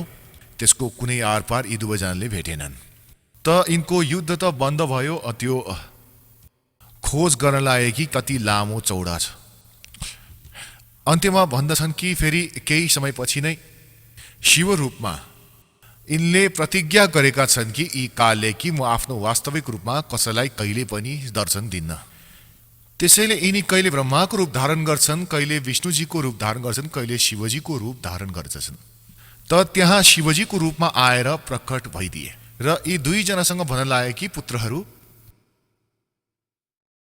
तिमीहरूले आफूले आफूलाई भुल्न थालिसक्यौ र तिमीहरूले जुन सृष्टि र स्थितिको डिपार्टमेन्ट मबाट प्राप्त गरेका छौ, यो तिमीहरूले तप गरेर लिएको हो। र यसै प्रकार रुद्र र महेश्वरले पनि अलग अलग विभाग मबाट प्राप्त गरेका छन्। अब तपाईँलाई देखाउने छु विद्वेश्वर संहितामा यही शिव पुराण, यो संक्षिप्त शिव पुराण गीता प्रेस गोरखपुरबाट प्रकाशित छ र त्यही म पढ्दैछु, जुन पहिले तपाईँलाई देखाइसकेको छु। हनुमान प्रसाद पोद्दार यसका सम्पादक हुन् अब हामी विद्वेश्वर संहिता पढ्नेछौँ। यो विद्वेश्वर संहिता पृष्ठ नम्बर 24मा अलिकति झलक देखाउनेछौँ। यो एक तेजोमय लिङ्ग यी दुईको बीचमा छड्याइदिए काल रूपी ब्रह्माले स्तम्भ, ब्रह्माजी र विष्णुजी फेरि यी स्वयं प्रकट भए। 125 पृष्ठमा हामी पढेछौँ। ब्रह्मा र विष्णुले सोधे, प्रभु सृष्टि आदि 5 कृत्यहरूको लक्षण के हो? यो हामी दुवैलाई बताइदिनुस्। भगवान शिवले भन्नुभयो, यो कालरूपी ब्रह्म सदाशिव यिनका पिता भन्दैछन्, मेरो कर्तव्यहरूलाई बुझ्नु अत्यन्त गहन छ, तथापि म कृपापूर्वक तिमीहरूलाई उनको विषयमा भन्दैछु। ब्रह्मा र अच्युत, सृष्टि, पालन, संहार, तिर्भाव र अनुग्रह यी 5 मेरो जगत सम्बन्धी कार्य हो जो नित्य सिद्ध छ। अब 26औं पृष्ठमा हेरौँ। यो 25औं पढ्यौँ, अब 26मा। अब यहाँ हेर्नु होला। पुत्रहरू, तिमी दुवैले तपस्या गरेर प्रसन्न भएको म परमेश्वरसँग ब्रह्मा र विष्णुलाई ईश्वराशिव कालरूपी ब्रह्मले भन्दैछन्, पुत्रहरू तिमी दुवैले तपस्या गरेर प्रसन्न भएको म परमेश्वरसँग सृष्टि र स्थिति नामक 2 कृत्य प्राप्त गरेका छौ, यानि 2 विभाग प्राप्त गरेका छौ। यो दुवै तिमीहरूलाई एकदम प्रिय छ। यसै प्रकार मेरो विभूति स्वरूप, अब त्यहाँ शिवको रूपमा उभिएका थिए यी काल, मेरो विभूति स्वरूप रुद्र र महेश्वरले 2 अन्य उत्तम कृत्य, यो म होइन न हो, संहार र तिरोभाव मबाट प्राप्त गरेका छन्। यहाँ हेर्नुहोस्, 2 त यी भए विष्णु र ब्रह्मा। पुत्रहरू, तिमीहरूले त स्थिति, सृष्टि र स्थिति यो 2 विभाग लिएर राखेका छौ, र त्यसै प्रकार मेरो विभूति स्वरूप, किनकि उनी त्यति बेला शिव रूपमा थिए, रुद्र र महेश्वरले 2 अन्य उत्तम कृत्य, संहार र तिरोभाव मबाट प्राप्त गरेका छन्। यी 4 भए। 5औं यी बोलिरहेका छन् शिव। अगाडि हेर्नु होला। यो स्पष्ट छ, यो कालले भनिरहेका छन्, ब्रह्मले भनिरहेका छन्, सर्वपुरुषले भनिरहेका छन्। अब यहाँबाट हेर्नु होला। यही यानि कि 26औं पृष्ठमा हामी पढिरहेका छौँ विद्वेश्वर संहिता। यहाँ हेर्नु होला। मैले पूर्वकालमा आफ्नो स्वरूपभूत मन्त्रको उपदेश गरेको थिएँ, जुन ओमकारको रूपमा प्रसिद्ध छ। त्यो मङ्गलकारी मन्त्र हो। सबैभन्दा पहिले मेरो मुखबाट ओमकार यानि ओम प्रकट भयो, जसले मेरो स्वरूपको बोध गराउँदछ। ओमकार वाचक हो र म वाच्य हुँ। यो मन्त्र मेरो स्वरूप हो। प्रतिदिन ओमकारको निरन्तर स्मरण गरेमा मेरो सदा स्मरण हुँदछ। मेरो उत्तरवर्ती मुखबाट अकारको, पश्चिम मुखबाट उकारको, दक्षिण मुखबाट मकारको, पूर्ववर्ती मुखबाट बिन्दुको तथा मध्यवर्ती मुखबाट नादका प्रकट भए। यी 5 अक्षरबाट, यस प्रकार यी 5 अवयवहरूबाट युक्त ओमकारको विस्तार भएको हो। यो सबै अवयवहरूबाट एकीभूत भएर त्यो प्रणव ओम नामक 1 अक्षर बनेको छ। गीताजी अध्याय नम्बर 8 को श्लोक नम्बर 13मा गीता ज्ञानदाता यी ब्रह्म, यी सर्वपुरुष कृष्णजीमा प्रवेश गरेर यो भनिरहेका छन्, ओम इति एकाक्षरम। श्रीमद् भगवत गीताको अध्याय नम्बर 8 को श्लोक नम्बर 13मा गीता ज्ञानदाता यी ब्रह्म हुन्, यी क्षर पुरुष हुन्। श्री कृष्णजीमा प्रवेश गरेर भनिरहेका छन्, आफ्नो पुत्र विष्णुको शरीरमा यो बुझ्नुस्। उनी यो भन्दैछन् कि ओम इति एकाक्षरम ब्रह्म व्यवहारण मम अनुसमरण ये पर्याति त जनदेहम सयाति परमागत्यम।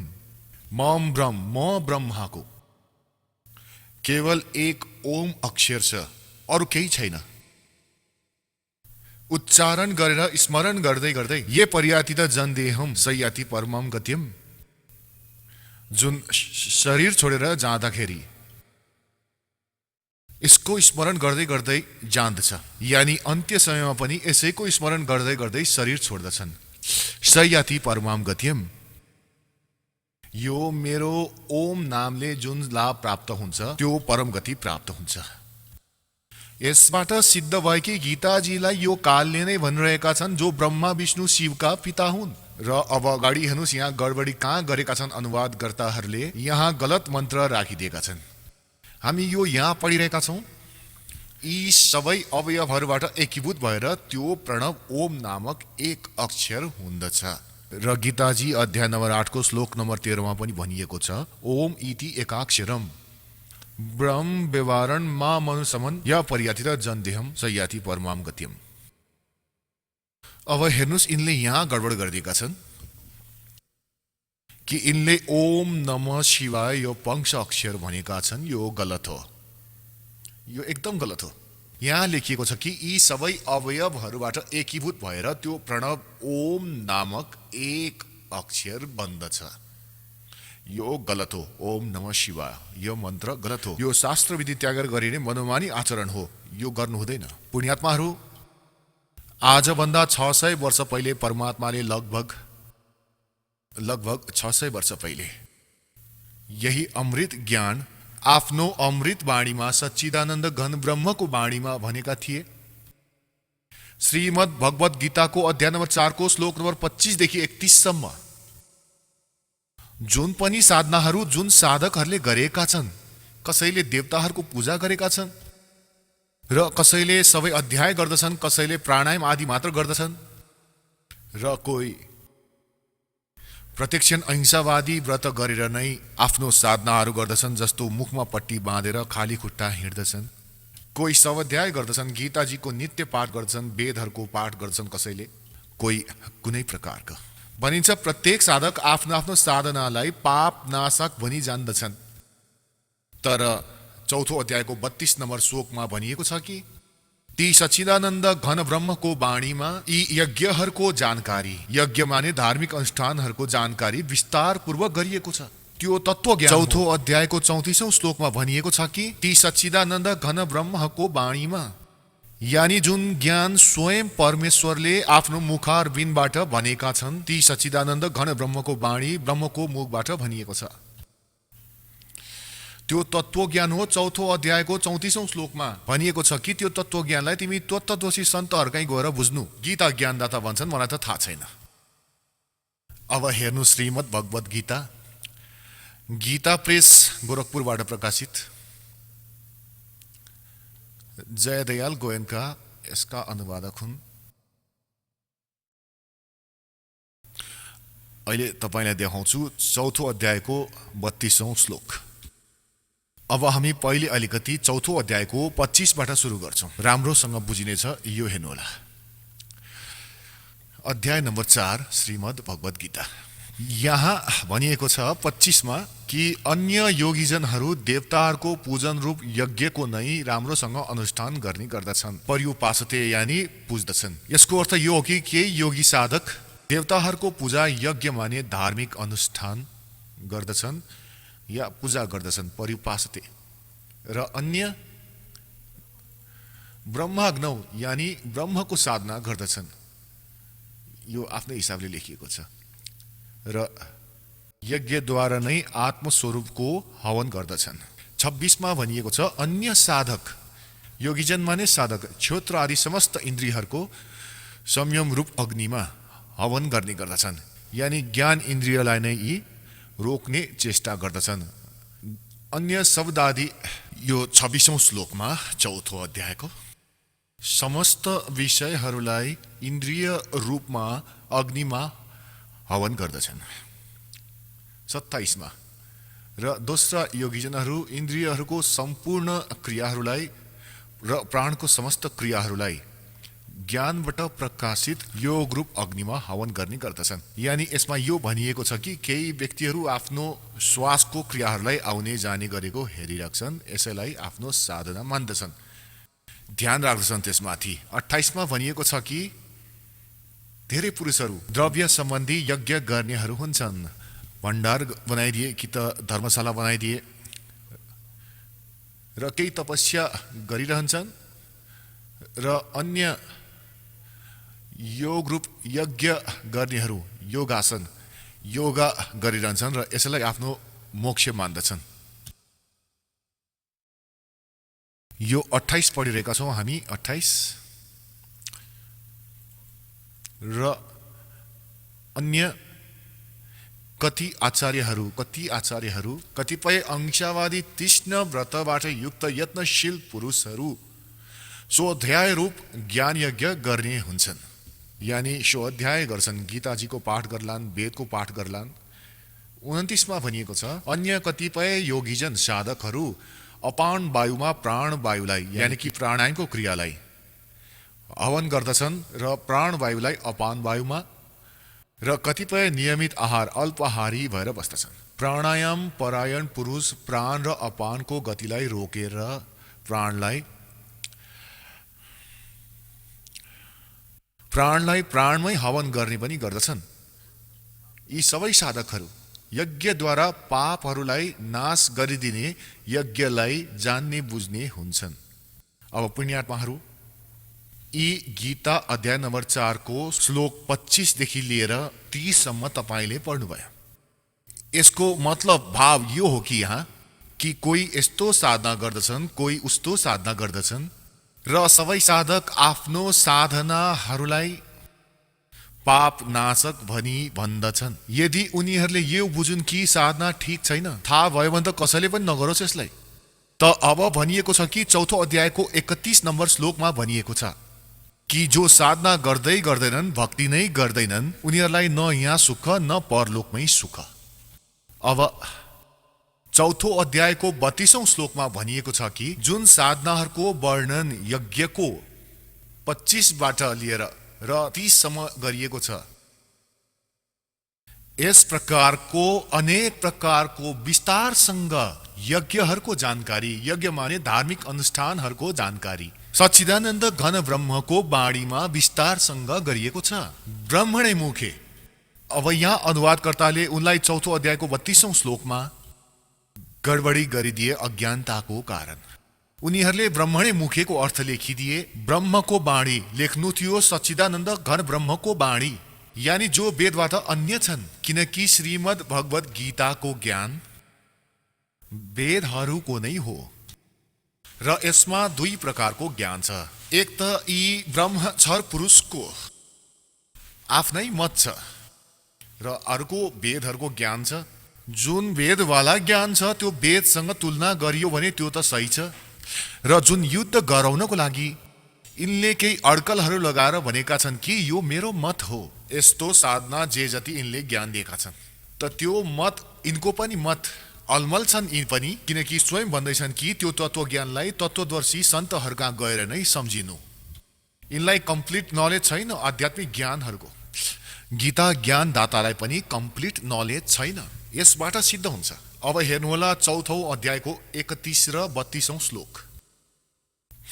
श्रीमद् भगवत गीता चौथो अध्यायको 30 सम्म हामीले पढ्यौं। 31 मा यति मात्र भनिएको छ कि हे कुरुश्रेष्ठ अर्जुन, यज्ञबाट बचिएको अमृतको अनुभव गर्ने योगीजन यानी शास्त्र अनुकूल साधना गर्नेहरू सनातनम ब्रह्म यान्ति। गीता ज्ञानदाता भन्दा पनि अन्य हुनु नि सनातन ब्रह्म अविनाशी परमात्मालाई प्राप्त हुँदछन्। यज्ञ नगर्ने पुरुष को लागि त यो मनुष्य लोक पनि सुखदायक छैन, त परलोक कसरी सुखदायक हुन सक्छ। अब 32 मा चौथो अध्यायको अब 32औं श्लोकमा यहाँ गडबड भएको छ। एवं बहुविधा यज्ञ विततः ब्रह्मणे मुखे। यिनले यो ब्रह्मणे मुखेको अर्थ यहाँ गलत गरिदिए र यस प्रकार अरू पनि थुप्रै किसिमका यज्ञ माने धार्मिक अनुष्ठानको जानकारी ब्रह्मणे मुखेको अर्थ गरिदिए, वेदको बाणी यहाँ गलत गरिदिए। यहाँ विचलन भयो। अब हेर्नुहोस् ब्रह्मणे को अर्थ हेर्नेछौँ यिनैद्वारा 17औं अध्यायको 23औं श्लोकमा। अब पुण्यात्माहरू यो हेर्नुहोला, यो अध्याय नम्बर 17औं अध्याय हो। अध्याय नम्बर 17 23औं श्लोकमा श्रीमद् भगवत गीता। ओम तत् असत् इति निर्देशः ब्रह्मणे त्रिविध स्मृतः। अब यहाँ ओम ओम तत् तत् सत सत इति माने यो यस्तो, त्रिविध तीन प्रकारको, ब्रह्मणे माने सच्चिदानन्द घन ब्रह्मको नाम भनिएको छ। ब्रह्मणे माने सच्चिदानन्द घन ब्रह्म यानी परम अक्षर ब्रह्म, पूर्ण परमात्मा, सच्चिदानन्द घन ब्रह्म। अब फेरि आउँ चौथौं अध्यायको 32औं श्लोकमा। यो 32औं श्लोक। अब हाम्रो यो अनुवादलाई यहाँ यसरी राख्छौँ। यस प्रकार अरू पनि धेरै प्रकारको यज्ञ सच्चिदानन्द घन ब्रह्मको वाणीमा, अब यहाँ अर्थ निस्कियो, विस्तारपूर्वक भनिएको छ। यी भन्छन् वेदको वाणीमा, वेदको ज्ञान त गीतामा छ, जुन गीता ज्ञानदाताले दिएकै छन्। विस्तारले भनिएको छ, ती सबलाई तिमी कर्म जान, यानी काम गर्दा गर्दै हिँड्दा हिँड्दै यो सिद्ध हुनेवाला छ। यसै प्रकार तत्त्वबाट बुझेर उनको अनुष्ठानद्वारा तिमी कर्म बन्धनबाट सर्वथा मुक्त हुनेछौ। र 33मा यो भनिएको छ कि श्रेयान द्रव्यमयात यज्ञात ज्ञान यज्ञ परन्तम सर्वम कर्म अखिलम पार्थ ज्ञाने परिसमाप्यते। यसको अर्थ यो हो कि अज्ञानतावश बिना अन्धाधुन्द, त्यसै गरी द्रव्यमयात माने कहीँ दान गरिदिनुभन्दा राम्रो त पहिले ज्ञान यज्ञलाई बुझ्नु। यहाँ हेर्नु होला 33औं श्लोक। हे परन्तप अर्जुन, द्रव्यमय यज्ञको तुलनामा ज्ञान यज्ञ अत्यन्त श्रेष्ठ छ। ज्ञान यज्ञ माने तत्त्व ज्ञान, जो सच्चिदानन्द घन ब्रह्मको बाणीमा छ हो, त्यसलाई सम्झिनुहोस्। यावण मात्र सम्पूर्ण कर्म ज्ञानमा समाप्त हुन जान्दछ। अब 34मा भनिएको छ, त्यो ज्ञानलाई, कुन ज्ञानलाई?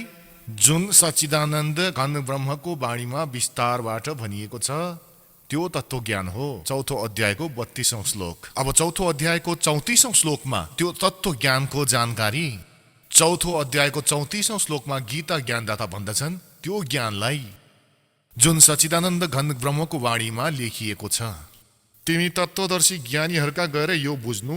उनीहरूलाई राम्रोसँग दण्डवट प्रमाण गर्नाले, उनीहरूको सेवा गर्नाले र कपट छोडेर सरलतापूर्वक प्रसन्न गरेमा त्यो परमात्म तत्त्वलाई राम्रोसँग जान्ने बुझ्ने ज्ञानी महात्मा यानी तत्त्वदर्शी तत्त्व ज्ञानको उपदेश दिनेछन्। त पुण्यात्माहरू, हाम्रो पवित्र सद्ग्रन्थ श्रीमद् भगवत गीताजी कस्तो निर्णायक ज्ञान दिइरहेको छ। र यी अज्ञानी आचार्य, गुरु, मण्डलेश्वर, यी ब्राह्मण आजसम्म यी सद्ग्रन्थलाई न आफूले बुझे, न हामीलाई बुझाउन सके। दन्त्य कथा, लोक वेदहरू सुनाइरहेका छन् हामीलाई। कबीर परमेश्वरजीले भन्नुहुन्छ, हामीलाई सम्झाउन चाहनुहुन्छ कि पीछे लग गया जाऊं था मैं लोक वेद के साथ, रस्ते में सदगुरु मिल गए, दीपक दे दिया हाथ। लोकवेद यी दन्त्य कथा थिए, जस्तो हामी पहिले सुन्थ्यौं, ब्रह्मा विष्णु महेश अजर अमर छन्, इनका कोही माता पिता छैनन्, सर्वेश्वर महेश्वर, ओम नमः शिवाय, ओम भगवते वासुदेवाय मन्त्र यो जाप गर। होइन, गीताजीमा केवल लेखिएको छ कि ब्रह्म भन्छन् मेरो साधना गर्नु छ त ओम नाम हो, नथिङ एल्स। ओम इति एकाक्षरम, ओम इति एकाक्षरम ब्रह्म व्यवहारण मा मनुस्मरणम, अरू केही होइन, केवल एक ओम अक्षर हो मेरो जाप गर्नको लागि। र सच्चिदानन्द घन ब्रह्म परम सद ब्रह्मको साधना गर्नको लागि 17औं अध्यायको 23 नम्बर श्लोकमा लेखिएको छ कि ओम तत्सत इति निर्देश ब्रह्मण त्रिविध स्मृत। ती सच्चिदानन्द घन ब्रह्मको साधना गर्नु छ त तत्त्वदर्शी सन्तले बताउने छन्, उनको साथमा त्यो कोड वर्ड छ ओम, त ब्रह्मको जाप हो। र तत् यो अक्षर पुरुषको जस्तो सृष्टि रचनामा तपाईलाई भनेको थिए, अचिन्तको वचनले अक्षर पुरुषको उत्पत्ति भएको थियो र स्वयं यी परम अक्षर ब्रह्म ओभरअल कन्ट्रोलर, सबको मालिक कबीर देव हुन्, कबीर साहेब, त्यसको सत मन्त्र हो। यो 3 मन्त्र छ, ओम तत्सत।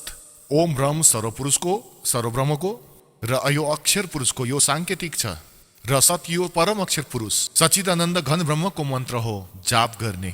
यी तीनै जनाको एकत्रित साधना गर्नु पर्दछ र यसबाट ती परम पिता पर ब्रह्मको प्राप्ति हुँदछ, परम अक्षर ब्रह्मको। यो तत्र सत सांकेतिक शब्द हो, यो दासले भन्न सक्दछ, अरू कसैले कसैसँग पनि यो मन्त्र छैन। र यो दाससँग मन्त्र प्राप्त गरेर यदि कोही स्वयं नै स्वयंभू गुरु बन्दछ भने त्यो तपाईँको शत्रु हो। ती नकली डुप्लिकेट यानी नकली अनि डुप्लिकेट लाइसेन्स अर्थात् पासपोर्ट बनाइरहेका छन्, तपाईँलाई पनि अपराधी र तपाईँलाई पनि दोषी बनाइरहेका छन्। अब ती सच्चिदानन्द घन ब्रह्मको बाणीमा ओहो आजभन्दा 600 वर्ष पहिले लेखिएको थियो त्यो देखाउनेछु कबीर सागरमा। यो हेर्नुहोला त्यो सच्चिदानन्द घन ब्रह्मको बाणी, कबीर वाणी। यो कबीर सागर हो। यो हेर्नुहोला कति मोटो छ, कति मोटो, कति यसमा विस्तारपूर्वक लेखिएको छ र यो कबीर सागर हो। यसको 11 भाग छ। खेमराज श्री कृष्णदास प्रकाशन बम्बई, यहाँबाट प्रकाशित छ। कबीर सागर, ज्ञान सागर, प्रथम खण्ड। कबीरपन्थी भारत पथिक स्वामी योगलानन्द बिहारीद्वारा परिष्कृत। यो कबीरपन्थीहरूले ठिक गरिरहेका छन् यसलाई।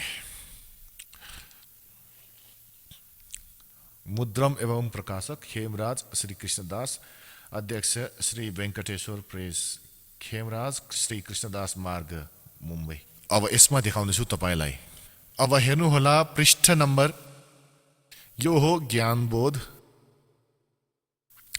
कबीर सागरमा ज्ञानबोध 20 पृष्ठमा ज्ञानबोध र यहाँ छ बोध सागर। ज्ञानबोधमा बोध सागर यो 21 पृष्ठमा छ। परमात्मा कबीर साहबले आफ्नो प्यारो आत्मा धर्मदासलाई बताउनु भयो। धर्मदास ये जग बराना, कोई न जाने पद निर्वाण। निर्वाण पद माने मोक्ष मार्ग। धर्मदास ये जग बराना, कोई न जाने पद निर्वाण। यही कारण मैं कथा पसारा, जग से कहियो राम नियारा। यो नाम गलतसँग लेखेको छ, राम हो। यही ज्ञान जग जीव सुनाओ, सब जीवों का भरम नसाओ। अब मैं तुमसे कहूँ चिताई, त्रय देवन की उत्पत्ति भाई। तीनै देवता ब्रह्मा विष्णु महेशको जन्म बताउने छु कसरी भयो। कुछ संक्षेप कहो गुहराई, सब सय तुम्हारे मिट जाई। भरम गए जग वेद पुराना, आदि राम का भेद न जाना। यो राम हो, नाम होइन। राम राम सब जगत बखाने, आदि राम कोई बिरला जाने। यी कबीरपन्थीहरू पनि विचलित थिए, यिनले पनि बुझेनन् परमात्मालाई। यहाँ मिसप्रिन्ट गरिएको छ, आफ्नो सोचबुझले गल्ती गरेका छन्, गडबडी गरेका छन्।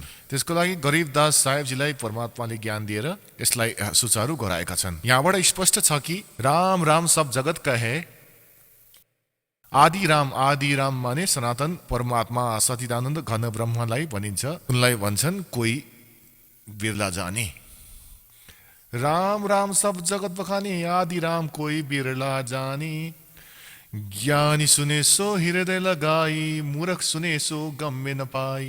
के भन्दै हुनुहुन्छ कि म भन्न जाँदैछु ब्रह्मा विष्णु महेशको माता पिता जो बुद्धिमान छन् उनले बुझ्नेछ प्रमाणहरूलाई देखेर, र मूर्खले त मान्ने भएनन्। उनीहरूको त बानी नै हुन्छ जे पनि बोलिहाल्ने। माँ अष्टङ्गी पिता निरञ्जन, वैजम दारुण वंशज अंजन। पहिले किन निरंजन राई, पीछे से माया उपजाई। माया रूप देख अति शोभा, देव निरंजन तन मन लोभा। कामदेव धर्म राय सताए, देवी को तुरतई घर खाए। पेट से देवी करी पुकारी, हे साहेब मोहे करो उधारी। पेट से देवी करी पुकारी, साहेब मोहे करो उभारी। टेर सुनो सदगुरु तहाँ आए, अष्टंगी को वेद छुड़ाए। यहाँ वास्तविकता यो हो कि टेर सुनी सदगुरु तहाँ आए। परमात्मा भन्नुहुन्छ अष्टङ्गीको वेद छुडाए।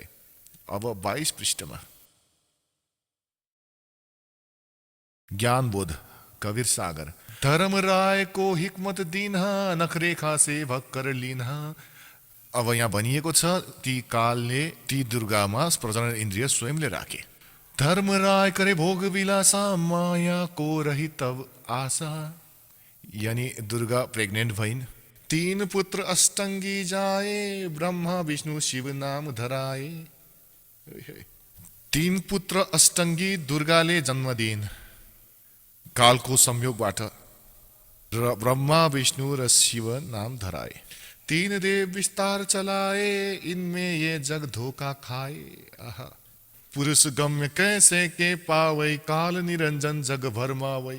तीन लोक अपने सुत दिन्हा, सुन निरंजन वासा लिन्हा। आफ्नो तीन पुत्रहरूलाई तीन लोकको राज दिएर पृथ्वी, पाताल र स्वर्गको र आफै भन्दैछन् माथि शून्यमा भएर बसेका छन्। शून्य माने माथि, जहाँ कोही अरू छैन, भ्याक्युम प्लेसमा, जहाँ यिनले तीन रूप अपनाएर आफ्नो तीन स्थान बनाएका छन्। तीन देव सो उनको धावे, निरञ्जन के वो पार न पावे। ब्रह्मा विष्णु महेशलाई आफ्नो पिताको प्राप्ति पनि हुन सकेको छैन, त्यसैले उनलाई निराकार भनिएको छ। यो अलख निरञ्जन वटवट पारा, तीन लोग जीव करे आहारा। ब्रह्मा विष्णु शिव नहीं बचाए, सकल खाए पुन धूर उड़ाए। तिनके सुध हैं तीनै देवा, अधीर जीव करत है सेवा। अब परमात्माले के भन्दैछन् कि यी दुर्गा र कालका यी तीन पुत्र हुन्, रजगुण ब्रह्मा, सद्गुण विष्णु, तमोगुण शिवजी। र अन्धा जीव यिनैको पूजा गर्दछन्। अन्धा यानी ज्ञानहीन प्राणी, र यिनलाई सर्वेश्वर मानेर यिनकै पूजा गर्दछन्। फेरि हेर्नुहोस्, तिनके सुत है तीनै देवा, आंधर जीव करत है सेवा। सेवा यानी पूजा। यो अन्धो ज्ञानहीन, तत्व ज्ञानहीन प्राणी यिनै तीन कालका तीन पुत्रहरूको पूजा गर्दछन्। काल पुरुष का हुनै चिन्ह, काल पाए सब ही गहलिन्ह। ऐसा तीनों देव असुर अवतारा, ताको भजे सकल संसारा। भन्दैछन् यी तीनै देवताहरू ब्रह्मा विष्णु महेश र असुर र अवतारा, र यिनैका अवतारहरूलाई ताको भजे सकल संसारा। तीनों गुण का ये विस्तारा, धर्मदास में कहो पुकारा। अब परमेश्वर कबीरजी भन्दैछन् गुण तीनों की भक्ति में, भूल परो संसार। कहे कबीर निज नाम बिना, कैसे उतरे पार। अब परमात्माले भने कि तीनों गुण का ये विस्तारा, रजगुण ब्रह्मा, सद्गुण विष्णु, तमोगुण शिवजी। गुण तीनों की भक्ति में, भूल परो संसार। कहे कबीर निज नाम बिन, कैसे उतरे पार। निज राम बिन, निज राम नाम भन्नुहोस्। अब पुण्यात्माहरू यो कन्सेप्ट अझै क्लियर गर्नुपर्नेछ कि रजगुण ब्रह्मा हुन्, सद्गुण विष्णु, तमोगुण शिवजी। अब फेरि गीताजीको अलिकति भेद तपाईँलाई दिन्छु। गीताजीमा यही प्रमाण छ तीनैजनाको रचनाको, जन्मको। यो हेर्नुहोला मार्कण्डेय पुराणमा यो तीन गुण के हो यो देखाउँछु। यो मार्कण्डेय पुराण गीता प्रेस गोरखपुरबाट प्रकाशित। गीता प्रेस गोरखपुरबाट प्रकाशित। यसको 123 पृष्ठमा तपाईँलाई देखाउँछु। यो पृष्ठ 123 र यहाँ हेर्नुहोला मार्कण्डेयजीले भन्दैछन्। अब यहाँ आऊ। यस प्रकार स्वयंभू परमात्माको तीन अवस्था हुन्छ। रजोगुण प्रधान ब्रह्मा, तमोगुण प्रधान रुद्र र सत्वगुण प्रधान विश्वपालक विष्णु हुन्। यी नै तीन देवता हुन् र यिनै तीन गुण हो। कति स्पष्ट छ, यहाँ कन्सेप्ट क्लियर भयो। अरू पनि क्लियर गर्दैछु, किनकि जबसम्म यो कन्सेप्ट राम्रोसँग क्लियर हुँदैन कि रजगुण ब्रह्मा, सद्गुण विष्णु, तमोगुण शिवजी, तबसम्म यो कुरा स्पष्ट हुने छैन कि गुण तीनों की भक्ति में ये भूल पड़ो संसार।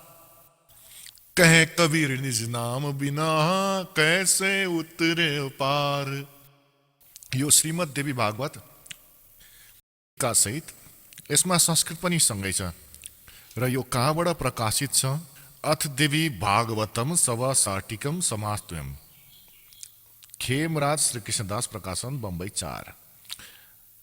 अब यहाँ आउनेछौँ यसको तेस्रो स्कन्धमा। आहा, अथ श्रीमद् देवी भागवते भाषा टीकायुते तृतीय स्कन्ध प्रारम्भयते।